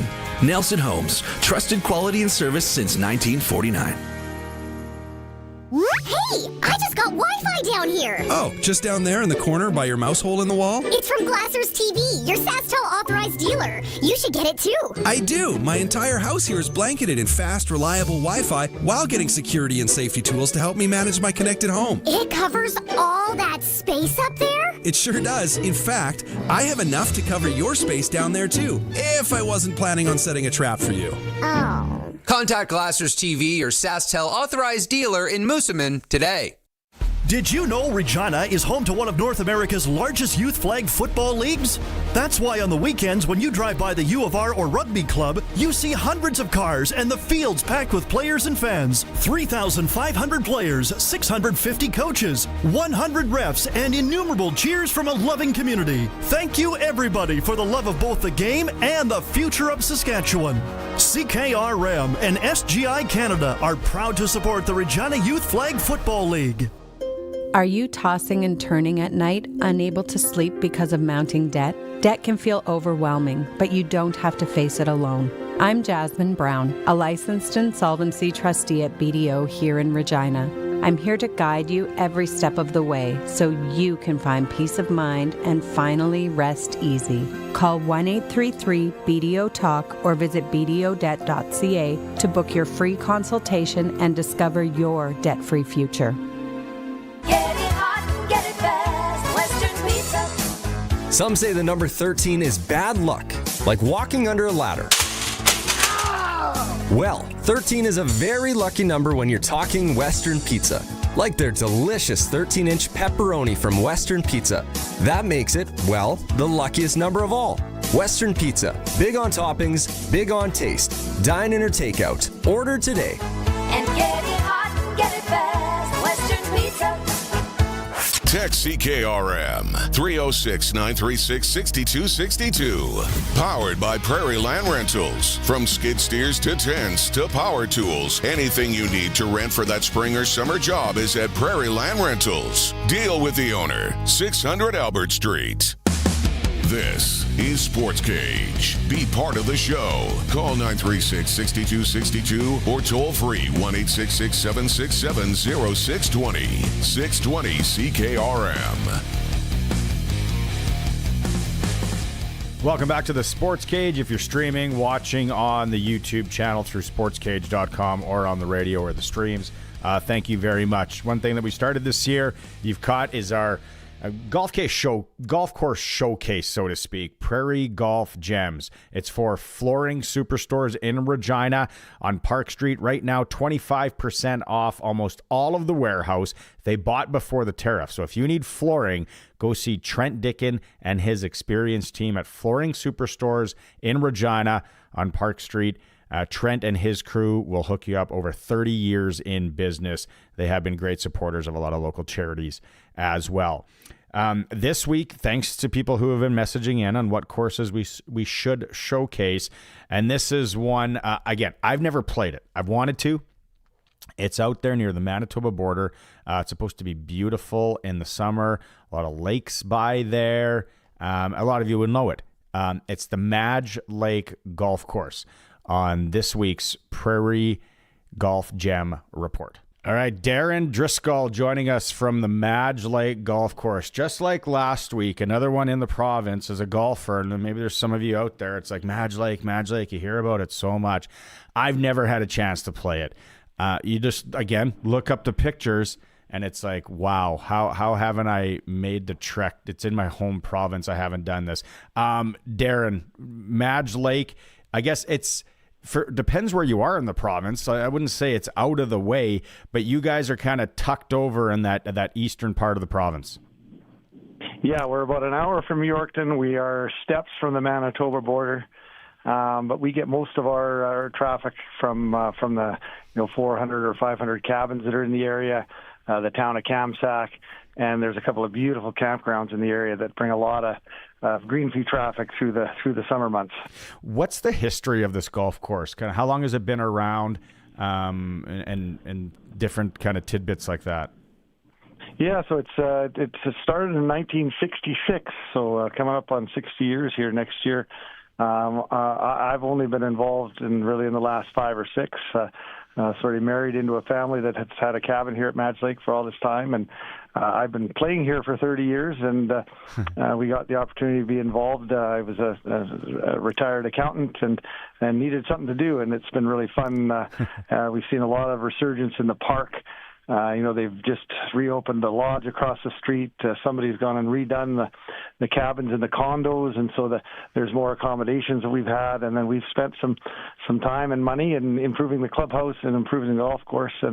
And right now, I mean, our conditions they're extraordinary. The course wintered extremely well, and we've got greens that are the envy of Saskatchewan. We have our turf guy was here the other day telling us that he hasn't seen greens like this anywhere within a couple of hours of us. So that's pretty flattering for a sort of out of the way place, and we're really fiercely proud of what we got going here. And then it was a sort of a pretty good secret, I think, but it's people are starting to figure out this is a pretty neat place. It's worth a trip from wherever you're coming from, and it's a fun little challenge for sure. I'm looking online, and now I'm looking at the scorecard too. So there are a lot of trees. Like, you might as well be playing in northern Saskatchewan. It looks like it's cut out, nice trees like that. Now, from the tips, it looks like the Blues, you're only looking at about 5,500 yards, just under 5,600 with a par of 69. But I guarantee it's one of those courses that you got to keep it in play, right? It is cut out of the bush. We're really just at the start of the Canadian Shield, and so it's the hills roll. And again, if you miss, it's not like you're chipping out. Certainly now, as the undergrowth's coming in, you're dead. You're reloading another ball. So there are double bogeys and triple bogeys at every corner. But it's short, and so if you can keep it straight and keep it below the hole, you can score pretty well here. But I have lots of friends that see that scorecard, and they come here and they think they're going to shoot in the low 70s or put up a nice number, and I don't have any friends that can play anywhere near their index out here, because it's we have small greens, and they're severely sloped, some of them. It's a really fun challenge for people, and really once people come, they find it's better the second, the third, the fourth, the fifth time around. It's there's certainly a significant home field advantage for us that get to play it every day. Darren Driscoll is joining us from the Madge Lake Golf Course here on Prairie Golf Gems for Flooring Superstores in Regina. Now, you mentioned about a lodge and cabins, and if people aren't from the area and they want to make the trek there for the weekend, probably like myself, is there stay and play packages, or where do we book something online to maybe lay our head for a night or two? Yeah, we don't really have a stay-in-place sorted out yet. Both entities are reasonably new, but we're working on that. So Duck Mountain Lodge is just opened a year ago. It's been there forever, but it was closed for probably 10 years. So a group has come in here and refurbished it and done a real nice job. If it's 15, I think they're eventually going to have 20 hotel rooms, and that's directly across the street. And then there's a company called Madge Lake Retreats that has 11 cabins, little rustic cabins that are right near the lake, and then a dozen or so condos that are up in behind the lodge that can sleep 3, 4, 5, 6 people. So perfect for a boys trip or a girls trip for golf. And you can come here, we'll feed you breakfast, lunch, and dinner, and you play golf all day, and nobody has to drive home. Everybody can walk home safely and have had a great day and played a round or two and make a weekend of it. You're selling me on it, Darren. You're selling me. So tournaments. I'm looking up online, madgelakegolf.com. I'm looking at the one that jumps out at me. There's a nice little match play tournament, August 15th to 17th. That'd be an absolute runaway with the fellas. I know that. But tournaments out there are some other ones, a Senior Open, Lady Loon. What can you tell us about the tournaments? And then tournament hosting probably, I'm sure. Yeah, so we the Golden Duck has been our anchor event for long since we've been involved, my wife and I, and it's fantastic. We have 96 men, 48 women. The women play in two lady teams, match play, and the men, it's just it's flighted one-on-one. It's just a ton of fun. Three rounds, 4 if you're lucky enough to play on the last day. It's a lot of fun. The Lady Loon is a ladies 2-lady team event that's coming up in a couple of weeks. It's also reasonably new. I think this is their 3rd year doing it, but they've got 120 women all signed up for it, and they play a 6-hole scramble, a 6-hole best ball, and a 6-hole alternate shot, and and again brings lots of people from all over Saskatchewan to come play our little course. Our Senior Open is on June 26th, and that's a stroke play event for people 50 and over. We're working on a 2-man scramble with one of our sponsors, with Great Western Beer, in the fall. We have, other local companies will have events, and but really we have a one mixed scramble a month where we have a front 10 and a back 8, so we'll do a 10-hole scramble on a Thursday evening and fill that with 80 golfers and have a nice meal. Our men's and ladies nights are Mondays for ladies, Wednesdays for men's. They're again very relaxed scrambles. Come out, have fun. It doesn't matter what kind of golfer you are. We'll match you up with. If you need a little help, or if you don't need any help, we'll match you up with someone who does. And we're really proud of sort of building a really neat social community out here. And golf is clearly on the rise out here at Madge Lake. The lady loon, the ladies golf scene here has exploded, and it's really fun to see. That's awesome. To see that. That scramble sounds like a good idea for me because I come with a partner, and I pump it in the bush, and someone else can just keep it straight down the middle. That's good. Quickly, what about rates? Very reasonable to play out there. What should people know about rates? Maybe punch passes and all that. Yeah, so we've got we keep track of all of the courses within a couple of hours of us, and we don't want to be the most expensive. We don't want to be the least expensive. I want to make sure you come here, you think you're getting a good deal. So golf with a cart on a weekend is around $83, taxes in, and during the week about $78, $77. We sell punch passes, which will knock about 15% off of that if you want to buy 10 at a time. Our memberships we have, if you want to be a new member, it's just a $900 for a new member for the year. And even our membership rates are, they cap out at around $1,100 for an adult. So it's super reasonable. You have great access. There's always an ability to play. We'll get busy in July and August with lots of tee times, but through the shoulder seasons, May, June, and September and October, we have 120 members, and they've kind of got the run of the show. So it's a pretty nice place to be a member as well. And being an accountant, right? You crunch those numbers. You keep things sharp. I like that too, Darren. What quickly? Last thing is what's the signature hole at Madge Lake? Well, there's a couple. I'd say that our number 9. We have a beautiful par 3 number 9 that's an elevated tee over water and water left as well. It's about 175 yards. It takes a good shot to get to that green. It's a spectacular picture. But we have a ton of really unique holes. It's great to play your own ball, but it's also a great scramble course because there are some drivable par 4s. There's 3 or 4 of them. Not for me, but for the younger guys. But if you drive it, great. You have a chance at eagle. If you don't, you're probably teeing up another golf ball and trying to get a second ball par. So, beautiful dogleg 10, which is a 330-yard par 4 where you got to decide how much of the corner you're going to cut off, and just some really unique holes. We have a 16th hole with a green that will drive you completely bananas. It slopes quite severely, and so if you're above the hole, you're toast. And so it's really a fun course to play on a regular basis because each hole can bring you a new challenge every day. Right on. Darren, thanks so much for shedding some light on this and giving us a look behind Madge Lake. And I'm sure a lot of people either know it, and if you don't, now you're excited like me to play it. Thanks for taking a few moments with us. I really appreciate it. Thanks so much. What's the old saying? See something, say something. If you got a nice golf course in the area that you think we should showcase on Prairie Golf Gems, let us know. It's for Flooring Superstores. Thanks to them, Trent Dickin and his team, 25% off almost all of the warehouse right now. If you're looking for flooring, shop local. Flooring Superstore in Regina. They've always supported local. And you can return the favor. Yeah, let us know. 936-6262 if there's a course out there that you think we should showcase. Madge Lake sounds fantastic. I love the fact that the lodge opens. Sounds very convenient for a boys trip, girls trip, whatever trip. Play some tournament golf. So thanks to Darren for joining us on that. It is the Sports Cage. We're streaming at sportscage.com and on the home of local sports in Saskatchewan, 620 CKRM.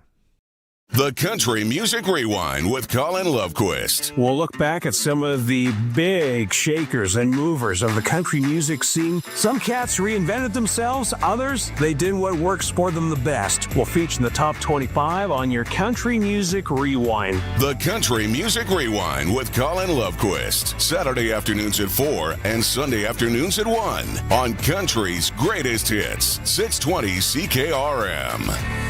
Bidding is now open for the timed online farm and livestock equipment auction for the Brown family, Gravel Hill Resources, just south of Carlisle, Saskatchewan.